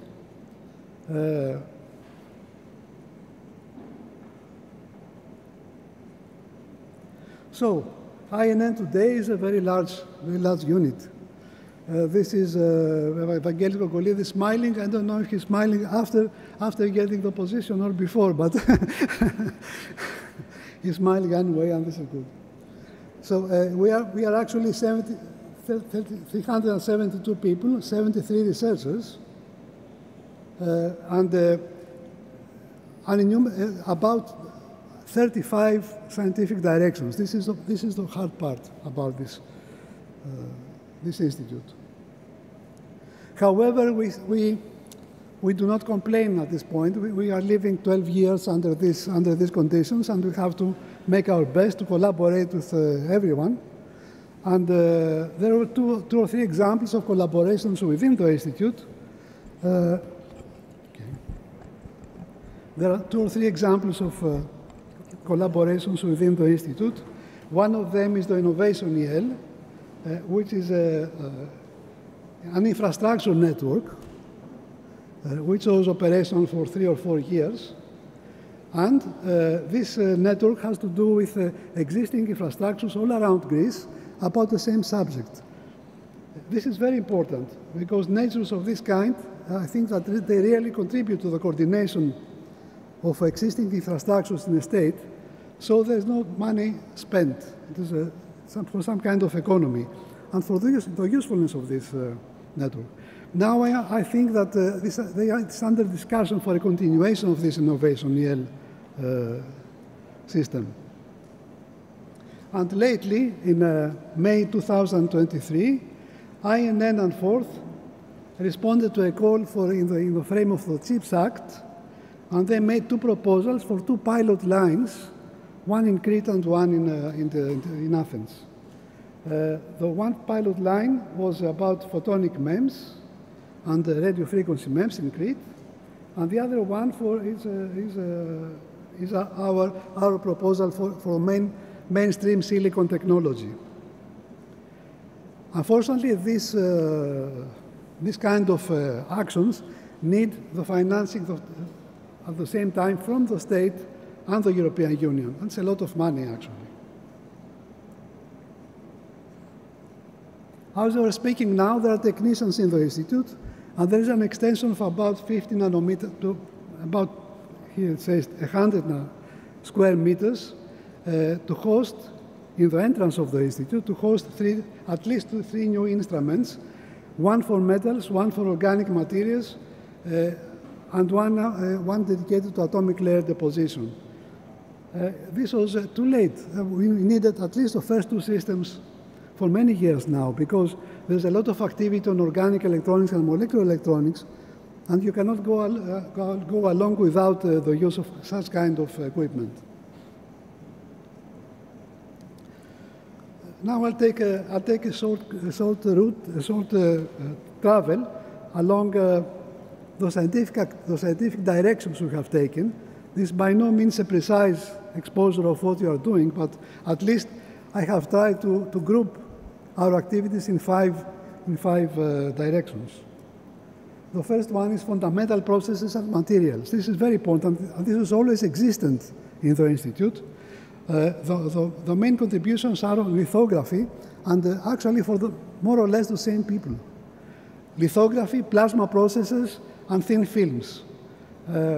There's a lot of activity on lithography for many years, but now it has been revived. I have to mention 3 names here at this point.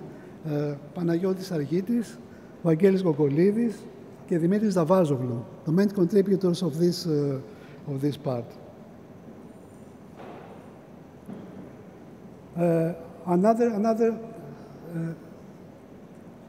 Although this has to do with fundamental processes, a lot of work done in this, at least in the plasma process, in the thin films part, affect a lot of other fields.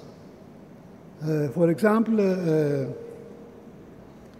modification of surfaces is applicable in many other fields of interest, and can lead very easily to applications, and we'll see some examples of this. Another traditionally part of interest was about sensors and actuators, and a new addition was energy harvesting.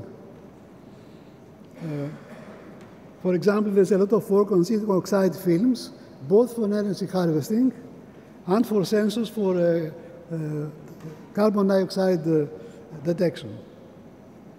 Another case is the second one, which is polymer covered interdigital electrodes used as sensors for different such sensing elements for the same material. And this is the third one is what I'm lately doing, UV photodetector with carbon nanotubes in collaboration with another group within INN, which used the carbon nanotubes for filters for water, but we made some diversion and made films for devices.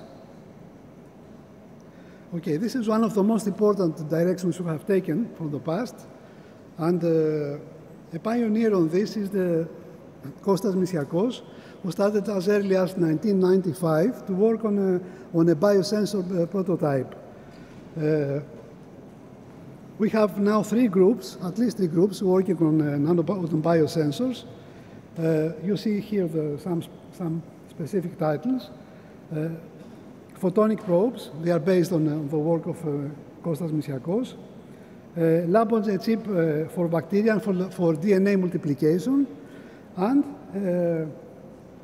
a work from Angeliki Tserepi, which is a cultivation environment for bones, for bone material, equipped with microfluidic channels. Now, emerging electronics is the counterpart of all the basic electronics, and I think the most basic direction is something that you could call organic electronics at these days.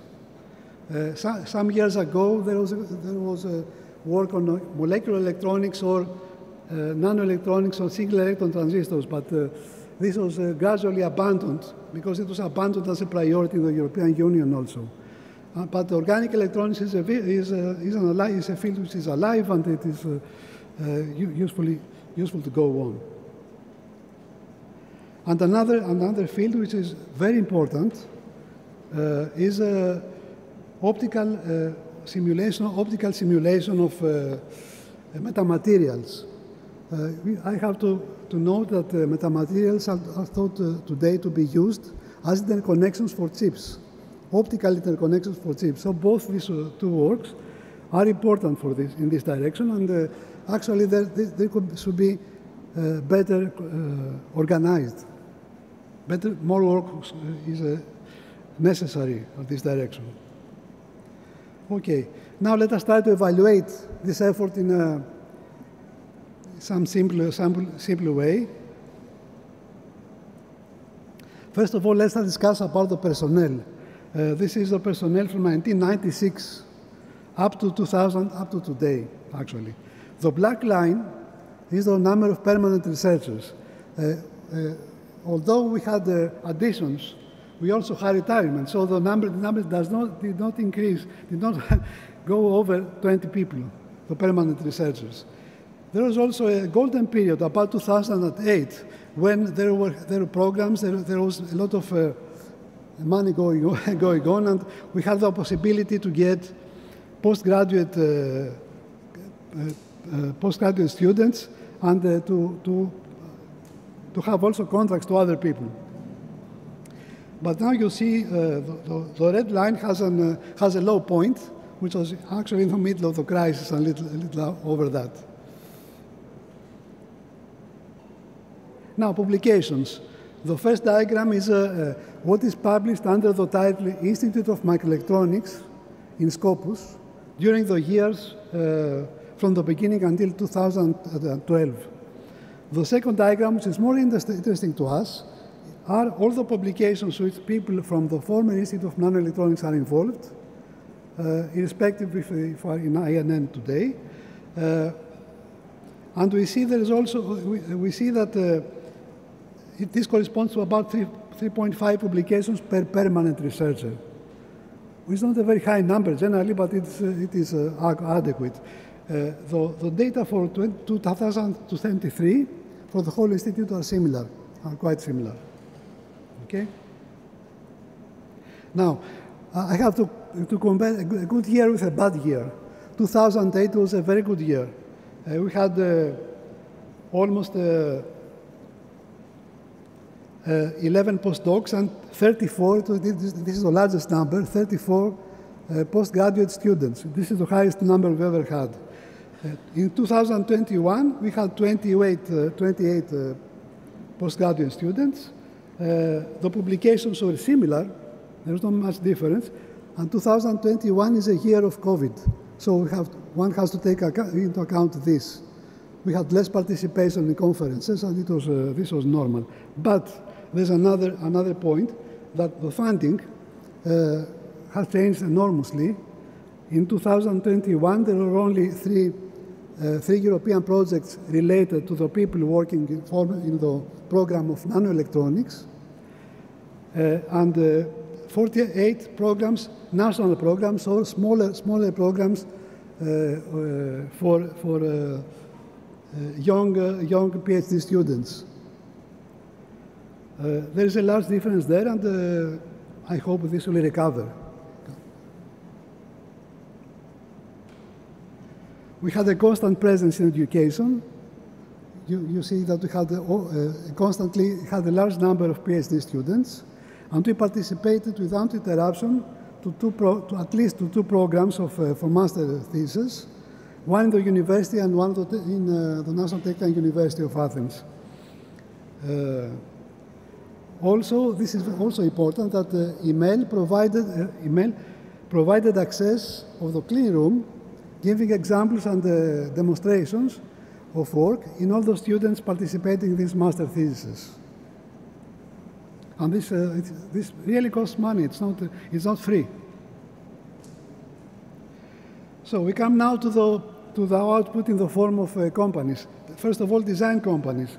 The first and the oldest case is Broadcom Elas, as Dimitris also discussed. This started in 1999. A group of designers who obtained their PhD at the Institute. Ilias Bouras, Στάθης, δεν το θυμάμαι το όνομα. Σταμάτης Μπούρας, Θόδωρος Γεωργαντάς, and together with people from the University of Athens, of the Technical University of Athens, the group of Tsividis, started a company, and first it was Helic. Then they were joined by other people, like Nikos Karalapidis and Spiros Kavadias. And today they are doing well. This company is doing very well and is working with clients worldwide. There are design companies in Athens, especially in Athens. One of them is Integrated System Devices of Kostas Papadas, who also passed a couple of years from the Institute of Microelectronics and did run his projects there. And there are also three other companies, Think Silicon, Adveus, and U-Blocks, of which I don't know more about. But they have told me that they are smaller size companies. This group of designers had a very positive effect on the development of the institute, and they participated in the design of strip detectors for CERN. They made electronic parts and the supporting electronics for this thing. Okay, another case which has made us happy at the beginning and sad at the end was Iliosphera. Iliosphera is a photovoltaic company which started in the industrial zone of Tripolis. It had a capital of its own, and it was subsidized from the state from about 3 million more. It had the technology also from the Swiss company Ehrlichon, and they made amorphous silicon tandem technology. This was the name of this. There are a lot of people who did the PhDs in Timokritos, who went to work with them. Vasilis Vamvakas, Stelios Polymenakos, Dimitra Niakoula, Kostas Kotsovos, και Popi Baghiati. And one more, Philippos Farmakis, who collaborated for a long time with the Institute. They had expertise gained from working in the clean room of Timokritos on LPCVD, plasma etching, and electrical characterization. And this made it appropriate for this job. Unfortunately, the company did not go so well because it did not have much time to stand on its own feet, fall in the middle of the crisis. This is one reason. And the other reason is that the competition, the international competition was very, very, very big, especially from China, on the field of photovoltaics. And I think the same problem is of the other photovoltaic companies in Greece. However, there are four other spin-out companies which are connected directly to Dimokritos now. Theta Metricis, Yannis Raptis, Dimitris Goustourides started this company in 2008. They produce small machines that provide non-destruction characterization of thin films, multi-layer films, and on even complicated substrates. And they have clients worldwide. And it's a real company, not inside Timokritos. It's a larger company with 13 people and has sales in all over the world. Another company is Estisis by Dimitris Tsoukalas and Vasiliki Tsiouti and Stavros Hatziandroulis, who provides software and solutions for sensing applications based on pressure sensors, a field that Dimitris and the others are working in Timokritos for a long time. And there are two spin-off companies that started from the plasma group. One is Nanomaterials, Nanometricis, and the other is Nanoplasmas. Nanometrics provides solutions for the software tools for the examination of for the analysis of pictures of SEMS and other similar stuff. They have a lot of clients. As you see, this bar shows the clients they have from the start of their work. And the second company is Nanoplasmas, which makes small portable systems based on the possibility of plasma activation of surfaces. So you see that you may have a utility and a mainstream technology, which is the plasma physics, but there are applications that may be outside of this, and this is also acceptable and profitable. I joined the Institute in 1989 as a postdoc. 30 years have passed from that time. When I was there, and I met 6 researchers and research staff: Χατζάκης, Κατσαφούρος, Παπαδόπουλος, Τσόη, Τσουκαλάς και Νασιοπούλου. And the other postdocs, Davazoglu, Misiakos, and Tsamakis.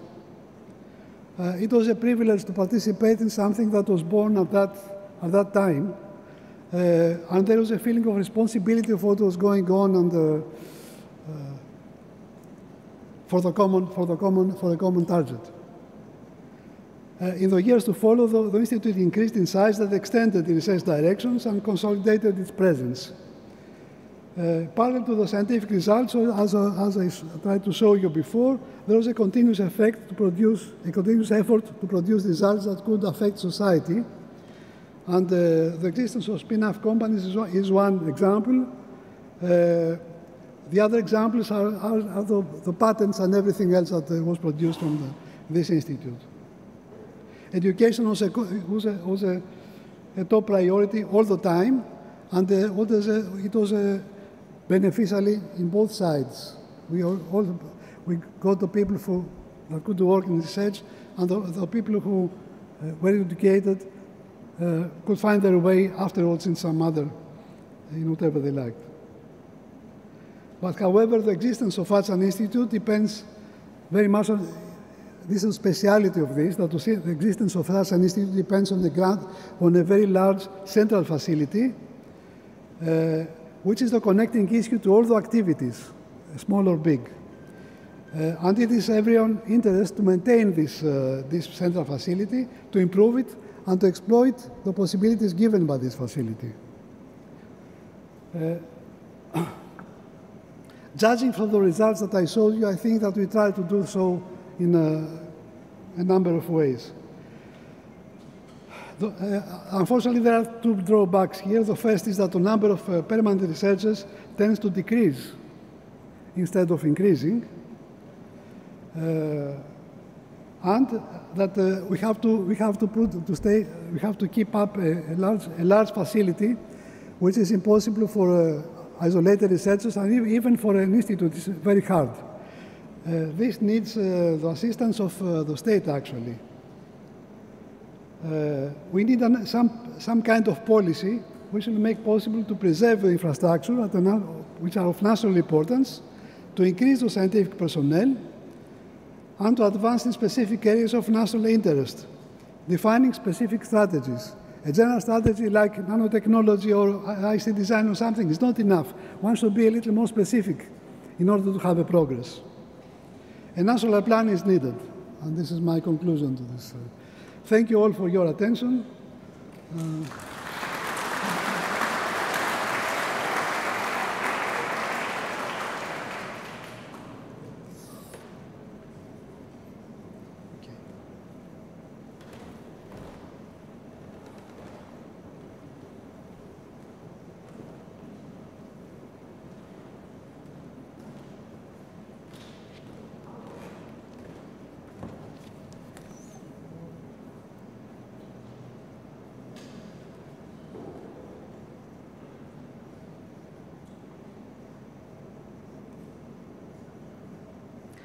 So, Professor Dimitris Tsoukalas and Dr. Better? Okay. And Dr. Nikos Lesos, thank you very much for these excellent talks that brought us back memories, as well as we learned details that we did not know. So, we are passing now to the second part of today's special event, where we will honor 5 researchers for their lifelong dedication and contribution to the development of microelectronics in Greece. For each one of them, a former PhD student, now colleague, or a colleague will say a few words, and then we will call them to come forward and award them. So we will call them by alphabetical order and not by age order, as one of them suggested. So the first in the row is Dr. Panagiotis Argitis, or Takis as everybody knows him. Actually, I'm very proud and emotional to say a few words about my PhD supervisor and always an advisor. So Dr. Argitis received his bachelor degree in chemistry from the National Kapodistrian University of Athens in 1981. He received his PhD in 1987 from the same university in photochemistry, photocatalysis, and hydrogen production under the supervision of Dr. Ilias Papakonstantinou, and his research was conducted in the Institute of Physical Chemistry in NCSR Demokritos. In the period between 1988 and 1991, he had the position of postdoctoral researcher in the Department of Chemical Engineering of the University of Texas at Austin. There, he was a member of Professor Adam Heller's group. Being there, his research focused on semiconductor processes and in particular photoresist and metallization. In 1991-1992, he had a teaching position at the University of Crete. In 1992, he joined the Institute of Microelectronics of NCSR Demokritos and Michael Hadjikis' group. He focused in the field of photoresist development for E-beam and 193 nanometer lithography. In 1995, he became researcher grade C, and in 2004, he was elected Director of Research at the now called Institute of Nanosciences and Nanotechnologies in NCSR Demokritos. Till 2008-2009, his research interests were mostly in the area of photoresist, following the map of semiconductor industry, high-resolution resist for 193 nanometers and EUV lithography, as well as the new area of resist for microsystems and biomicrosystems. From 2006, he mostly focused in the area of organic electronics with emphasis on organic light-emitting diodes and organic photovoltaics. Debating on the subject, he was always returning to the area of photoresist and biomicrosystems. In his career, he has supervised 10 PhD students, I'm one of those, and 7 of his PhD and postdoctorate students are now professors in the university or research and scientific research centers. He also has many students in the R&D section of industries. And he's not yet retired. He needs a little bit time more. So above all this, though, I would like to say a few words about my supervisor.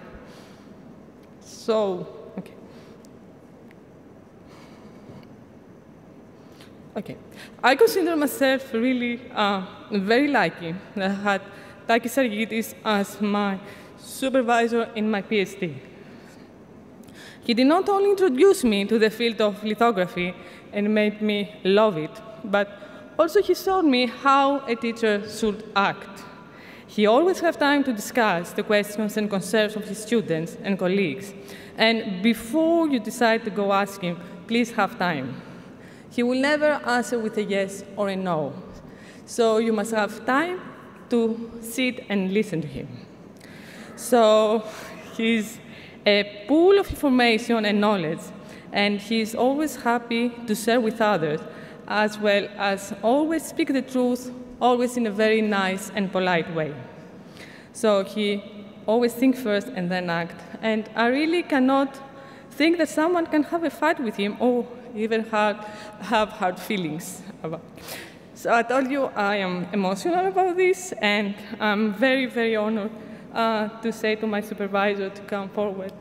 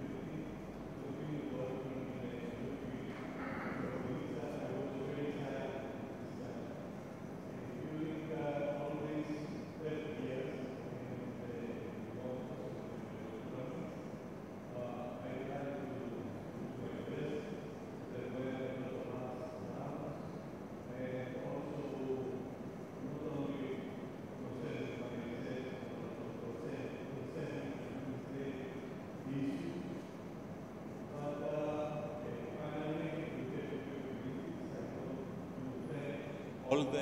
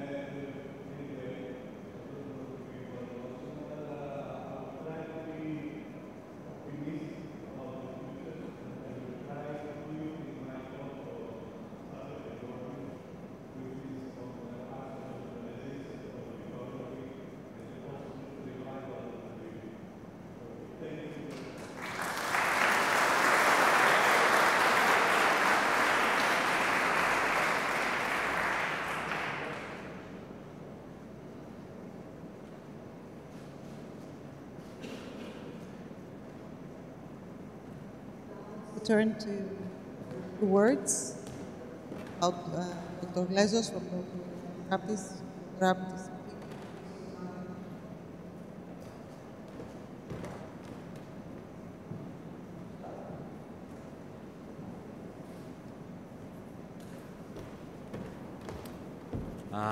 Hello. First of all, let me thank Professor Hadjiristidi, who gave us the opportunity to come to this spectacular building and room and remind me my graduation, unfortunately, 35 years ago.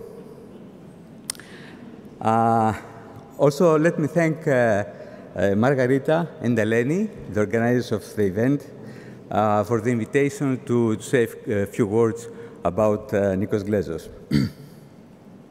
So Nikos Glezos, Dr. Nikos Glezos, graduated from the same auditorium back in 1979, and he did his PhD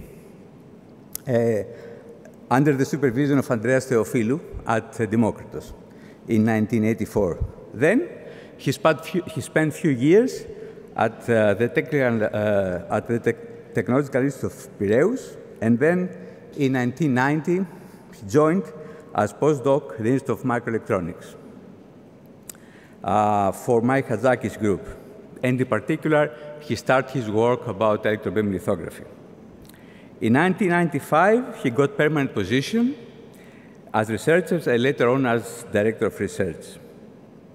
Through his whole scientific career, he worked in very diverse fields, in high-resolution patterning technologies and molecular electronic devices, and in all cases with a significant footprint in the literature, in the scientific literature, in highly reputed journals, numerous invited lectures in conferences and webinars and seminars, and also served as coordinator or principal investigator in numerous European and national funded projects. Also, the period 2012 and 2013, for 2 years, after the merge, the unfortunate merge of the 3 institutes in Democritos to one institute, he served as coordinator in the Department of Microelectronics, and he really helped a lot with his guidance to smooth operate the institute at that time. Also, in 1996, he led the first effort for commercial exploitation of research results in microelectronics institutes through the electrobeam lithography simulator named Lithos at that time. So Nikos said a couple of words about that in his talk. Also, in his career in Democritos, he supervised 6 PhD theses. I had the honor to be his first PhD student at that time. He always was really very generous and support the execution of my thesis and also of the other people that he guided. He always there to guide us, to assist us, to help us, to address my scientific naiveness at that time, and also finance several crazy ideas that I had at that time. His kindness and integrity really teach me, and I think many, many people in the Institute, a new way of thinking, and we really appreciate that. Last but not least, his nickname was not Nikos Glezos, but his name was Daskalos, teacher, master, because of his endless support to all members of the Institute in topics related in simulation and modeling. Daskalos, ευχαριστούμε.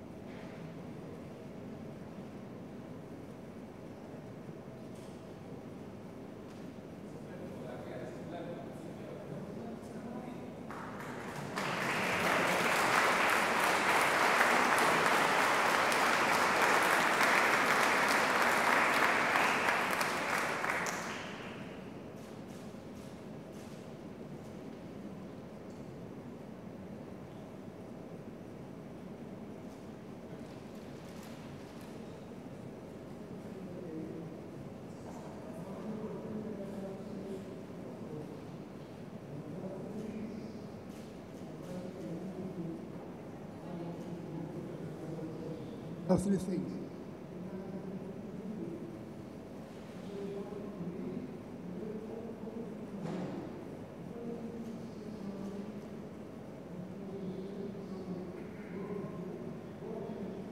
Better than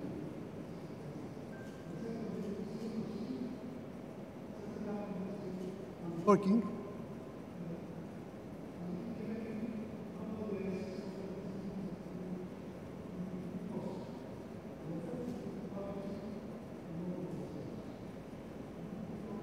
Good.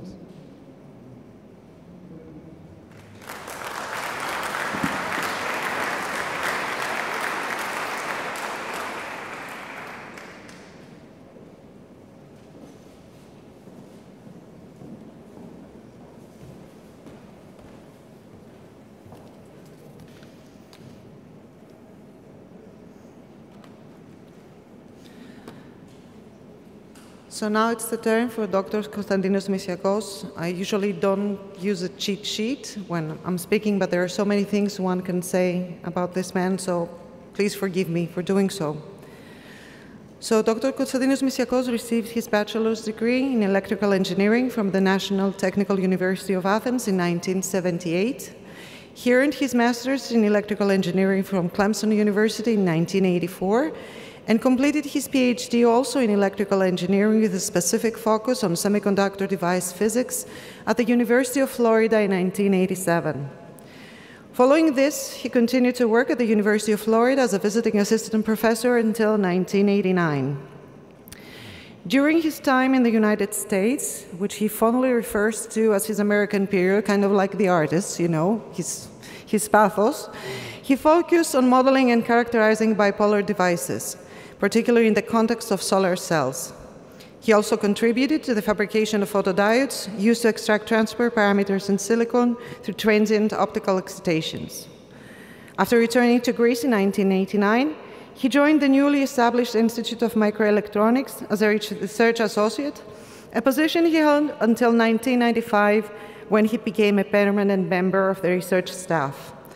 During this period, he collaborated with Lizzie Tsoi, whom I can see in the audience, on the fabrication and characterization of radiation detectors.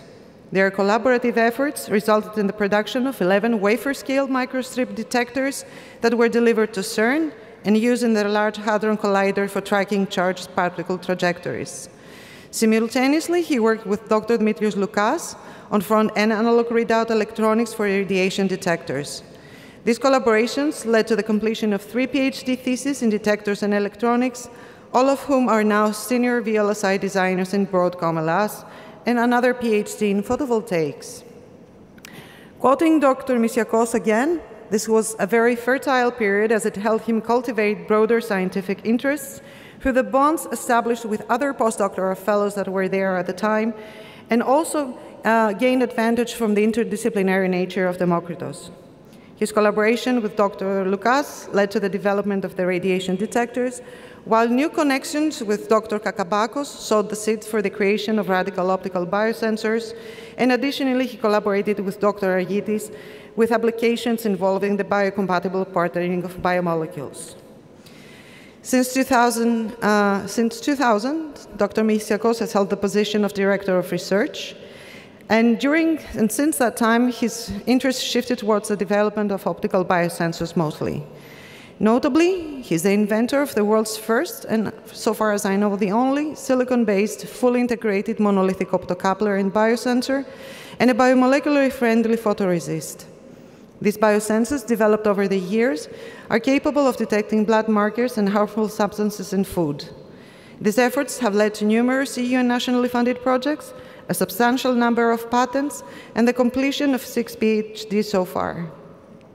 Over the years, his collaboration has extended to include other distinguished researchers from Demokritos, such as Dr. Raptis and Dr. Petru, and in 2007, I was privileged enough to let me join their activities. I was a new postdoc at the time, coming practically out of nowhere in the Institute of Micro-Electronics, and that was thanks to Dr. Glezos.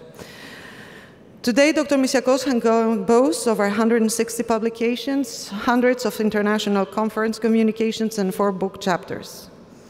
However, I really want to stand in what he has been doing the last few years. His research has culminated to a radical approach in optical biosensing. Again, a unique device worldwide, a fully immersible, microfluidics-free interferometric optical sensor. I know it's quite long, but it's very simple to use, despite its difficult name. It's something that we hope it can go far in the future. He was recently granted a US patent for that, and the APO patent is coming very soon. These unique sensors are envisioned to serve as plug-and-play devices, and the results obtained so far indicate that they may surpass the standard techniques and become themselves the golden standard in biodetection, hopefully, again, near in the future. Over the past 6 years, efforts to commercialize these innovations have been ongoing, and Dr. Misiekos is now embarking on a new entrepreneurial activity and an adventure which is kind of truly admirable. But these are just the biographical data. Please also allow me to say a few words about the man himself. What I would like to discuss more tonight is the experience of working alongside him.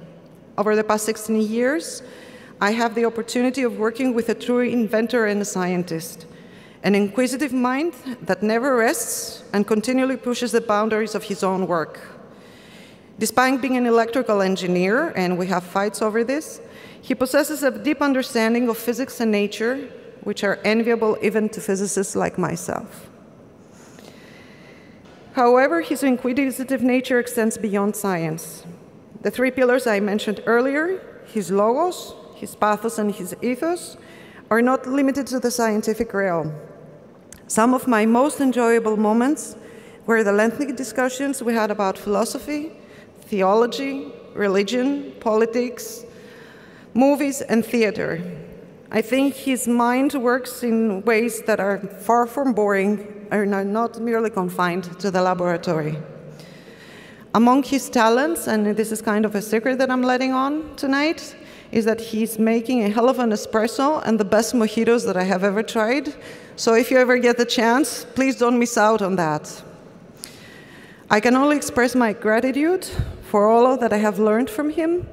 I won't say goodbye, because I know he's going to be spending many, many days and hours still in the clean room, working on new ideas, even after his retirement at the end of the year. So I kindly request your applause to assist me in expressing not only the microelectronics community gratitude, but also my own personal thanks to him.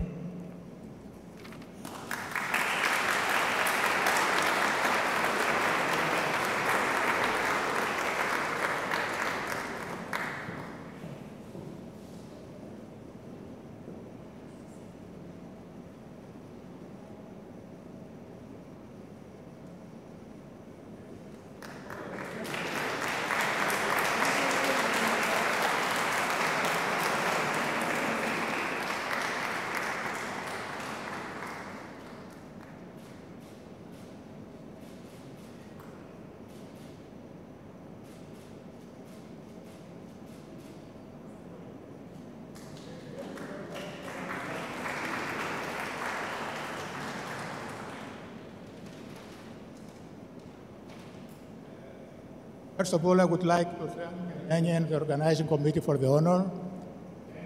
A few words for my experience. Quite well when I joined the Institute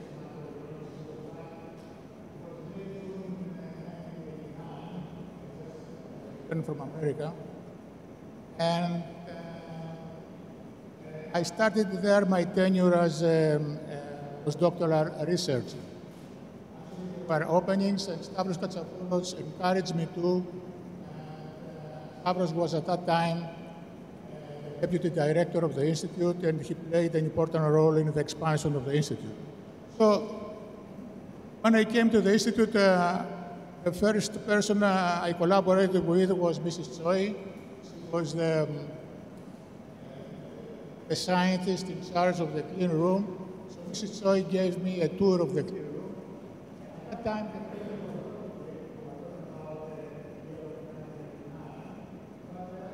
had the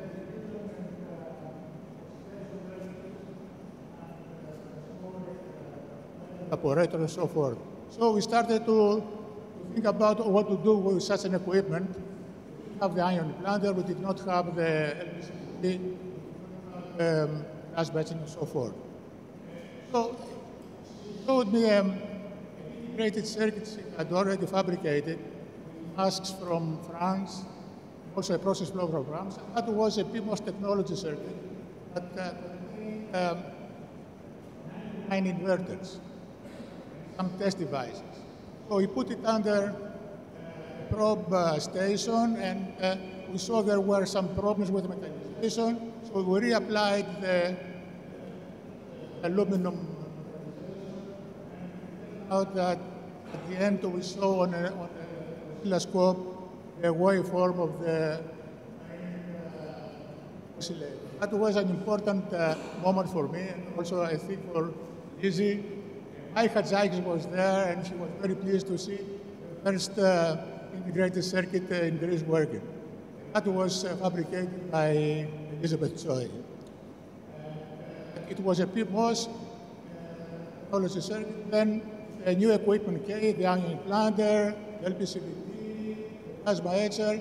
So the lab moved into the NMOS technology. MOS. At the same time, apparent that competing was foundries that were already established because we didn't have industrial scale. So the institute changed the sensors.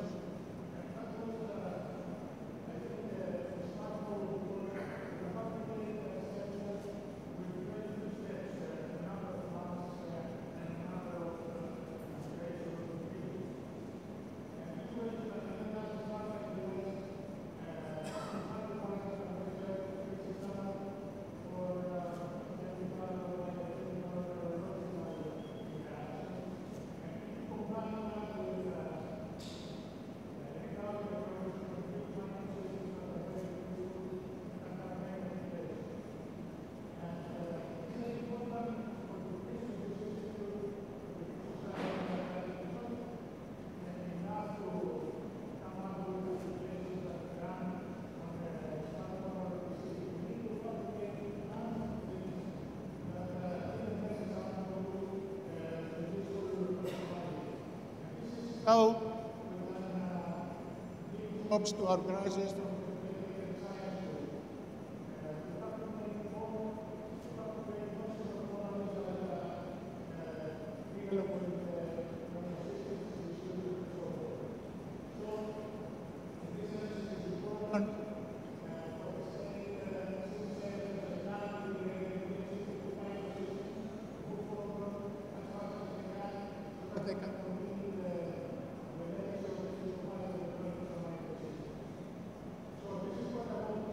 Thanks for the honor.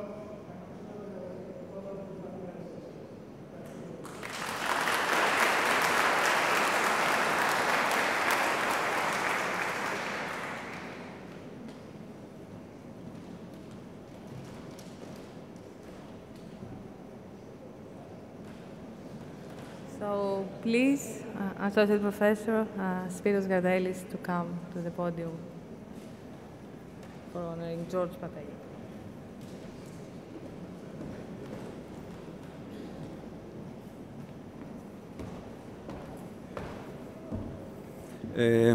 Hello, everybody.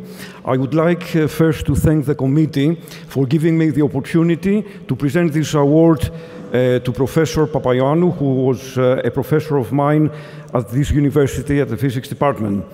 Professor George Papaioannou received his bachelor degree in physics from the National and Kapodistrian University of Athens in 1974 and his PhD in optoelectronic properties of semi-insulating semiconductors from the same university in 1976.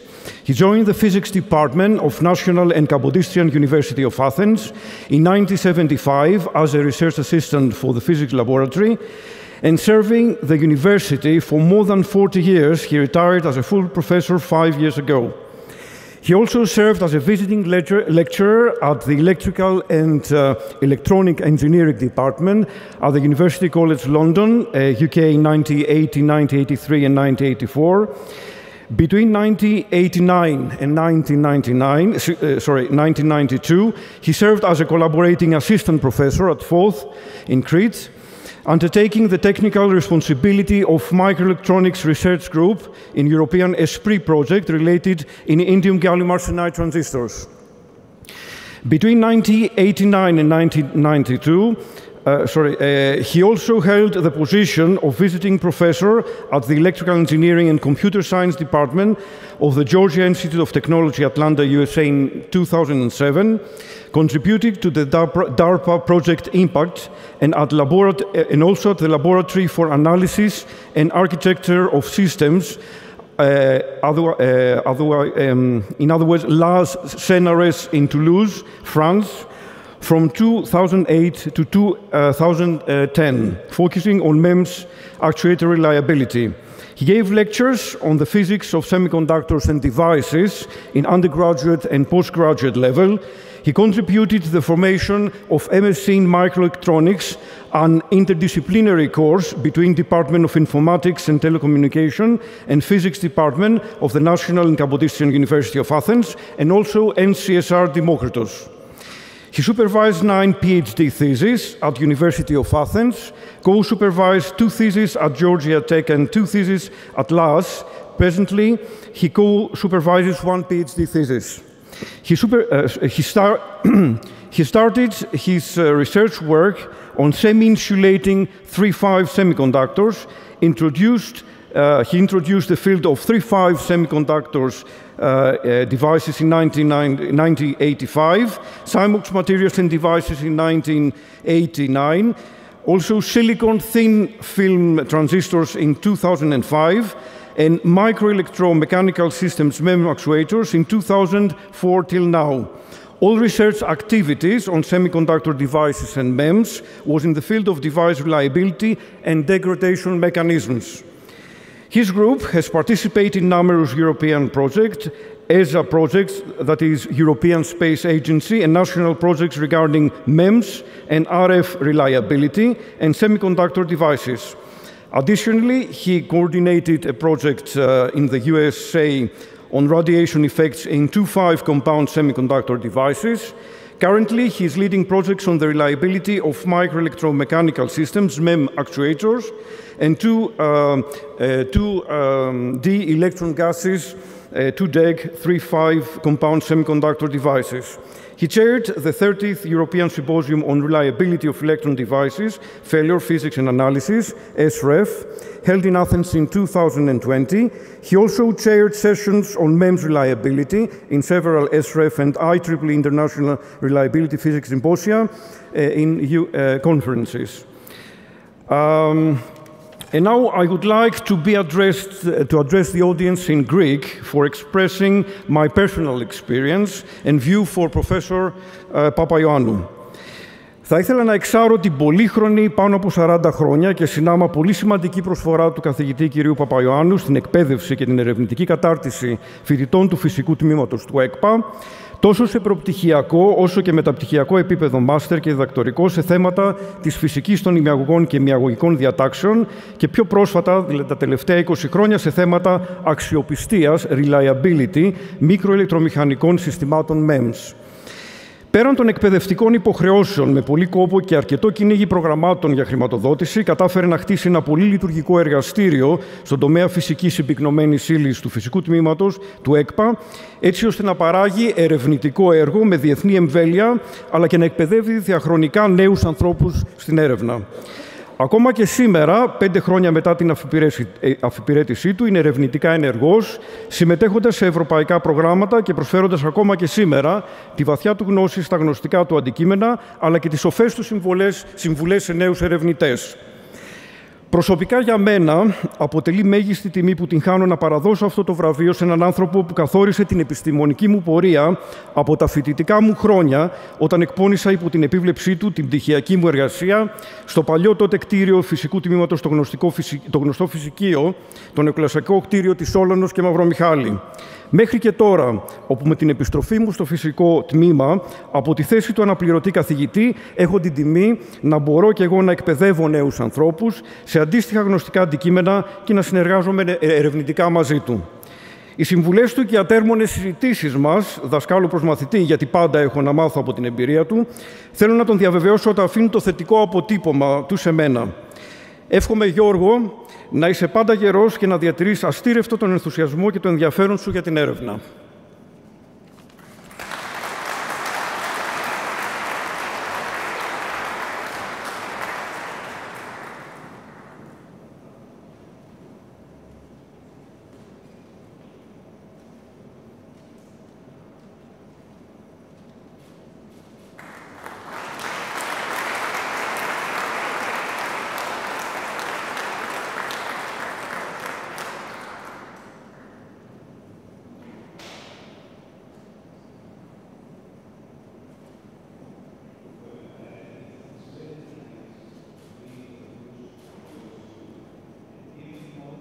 When your student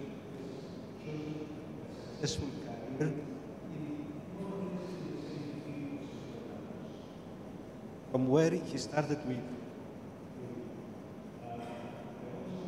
think all in my way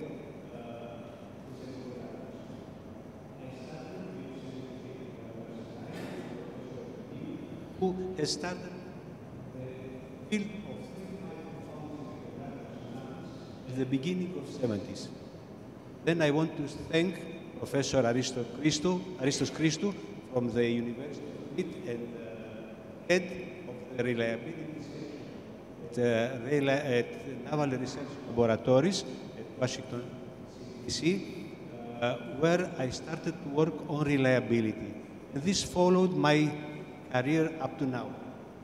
I want to thank also George Constantini, who gave me the chance to start to work on microelectromechanical systems, where I'm working successfully for the last 2 decades.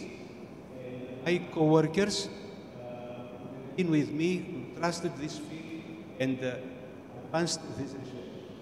The last, but not the least, is my wife, who had the courage to support me for 5 decades to now. My wife, Mary. Thank you.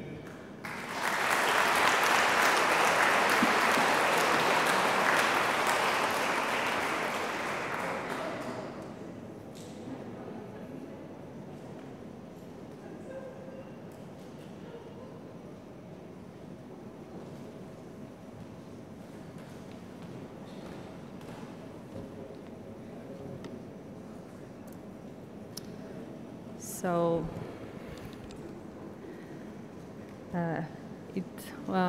Dr.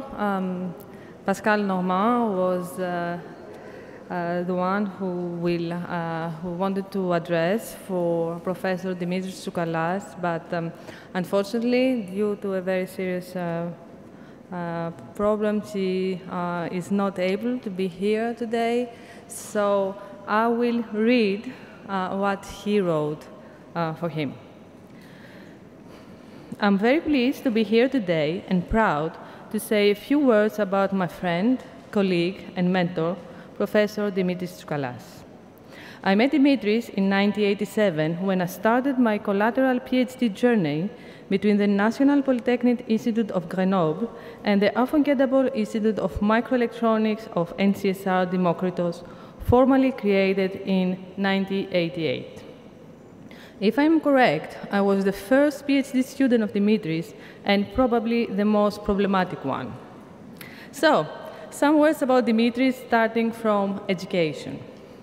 Dimitris obtained the electrical engineering diploma from the National Technical University of Athens in 1979. After graduation, he moved to France, where he received in 1980 the master's degree in electronics and telecommunication at the National Polytechnic Institute of Grenoble. The same year, he began work on his PhD and received the diploma of Doctor Ingénieur in Electronics from INPG in 1983. In 1994, Dimitris received from INPG the Habilitation à diriger des recherches the highest university degree awarded in France, for his contribution in guiding new researchers towards a PhD in the area of semiconductor processes, modeling, and simulation. Let me say now a few words about the long professional career of Dimitris. Dimitris joined NCSR Demokritos in 1985, where he has served as a researcher at the Department of Electronics until 1988. During this period, he participated in setting up the Silicon Cleanroom facility of the department, today known as Nanotechnology and Microsystem Lab. He was also involved in the transfer to Demokritos on the metal oxide semiconductor technology, the so-called MOS technology, developed at the Inter-University Center in Microelectronics of Grenoble. In 1988, which marked the establishment of the Institute of Microelectronics at NCSR Demokritos, Dimitris held the position of research in charge. In 1988, he worked as a visiting scientist at IBM Research Center in Yorktown Heights, state of New York. From 1992 to 1997, Dimitris held the position of principal researcher and finally the position of research director from 1997 to 2002 at the Institute of Microelectronics. In 2002, Dimitris left Demokritos and joined the School of Applied Mathematical and Physical Science of the National Technical University of Athens as an associate professor. The same year, he established the postgraduate program Microsystems and Nanodevices with the participation of 5 schools from NTUA and email NCSR Demokritos. He has served as director of the postgraduate program until 2009, teaching within this program courses on micro and nano sensor on nanoelectronic devices. He was promoted to the rank of professor at NTUA in 2009. Dimitris still holds this position to this day and currently serves as director of the physical department of the School of Applied Mathematical and Physical Science. From 2016 to 2021, he served as director of the Laboratory of Advanced Materials and Micro-Nano Devices of this department, and from 2015 as coordinator of the Research and Postgraduate Study Committee at the School of Applied Mathematical and Physical Science, NTUA. In 2009, Dimitris, who never forgot his roots, became director of the Institute of Microelectronics of NCSR Demokritos. He held this position until 2012, the year in which email was unfortunately forced to merge with 2 other institutes of Demokritos. The reason for this bad political decision is still unclear, but this is another story. Sorry for this aside, and let me return to Dimitris. I have to mention here that in addition to his courses at NTUA on semiconductor devices, microsystems technology, and electromagnetism for undergraduate students, Dimitris has also supervised to completion more than 30 diploma or postgraduate diploma theses and 20 PhD candidates.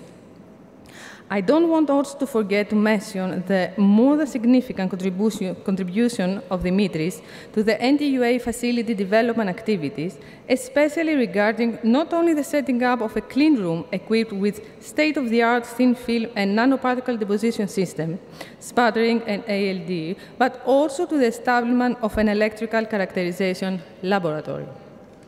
Research outputs. Despite the extensive teaching, administrative, and infrastructure development responsibilities assumed during his career at both NTUA and NCSR Demokritos, Dimitris has maintained a high level of research activity in the multifaceted field of microelectronics with emphasis on emerging memories, device technology simulation, microsystem development, as well as physical and biochemical sensor based on thin film technologies. Dimitris is the author or co-author of more than 180 papers in international journals in these research areas, which have received more than 4,000 citations and 8 edicts of 32 in Scopus. His record also includes over 100 presentations at international and national conferences and workshops, and more than 30 invited talks. Dimitris contributed to the organization of numerous international conferences in the field as General Chair, Program Chair, and Program Committee member.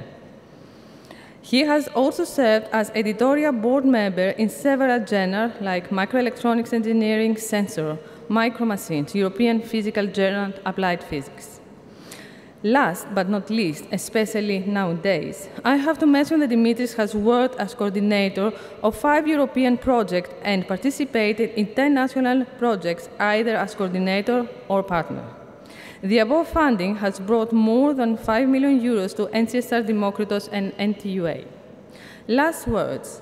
Before handing over to Dimitris, let me add a few words, not about his impressive career, but simply to stress that his name is and will remain deeply associated with the development of the microelectronics fields in Greece and the career of many researchers in the field.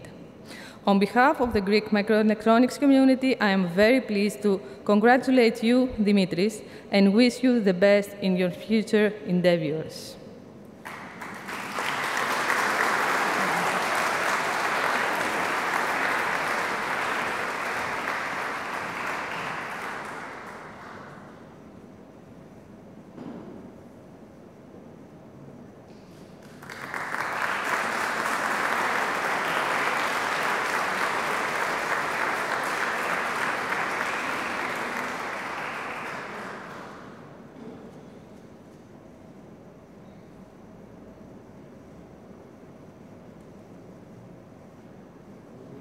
Thank you very much for this honor.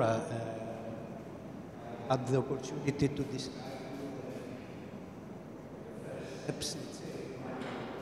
Demokritos. I've seen first years national that you not publish facilities, but however, times, because you feeling that you create something where profit after some time, also other people will profit in the future, something will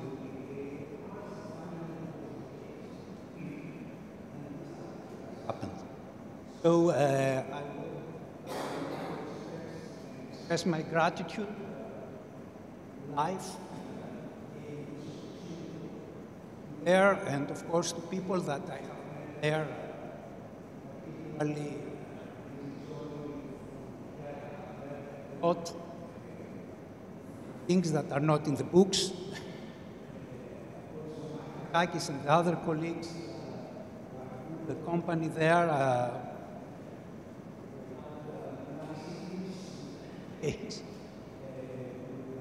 people in the lab. Finally, I would like also to say that this knowledge I have obtained there be possible elsewhere. It was transferred in a way at the Technical University. It's difficult to have this knowledge in Greece because no industry transfer, take this knowledge from Demokritos, add this knowledge. For education. It's important also the connection between Demokritos through graduate programs, two people that work in industry, work at universities, research, technology going in Greece. Persuaded that anyhow microelectronics will continue to grow forward. The problem is, if Greece as a country, we can participate in this continuous evolution, this will not stop. It is the only thing that will happen for sure. So we have the duty, young people have the duty to continue, and I think and then will be satisfied by their effort. For that. Like also, in the example also from Georgia, to thank my family for the patience they had all this year with me. Computer, Demokritos way, also thank you for the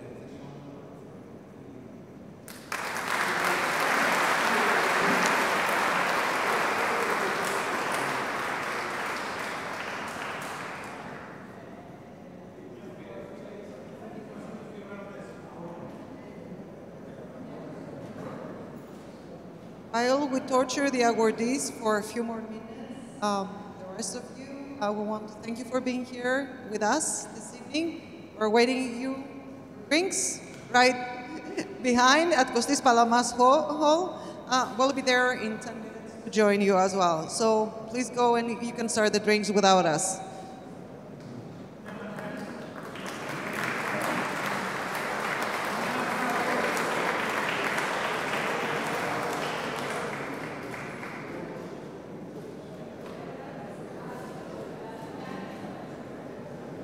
Dr. Aptis and Dr. Gardelis cannot go yet.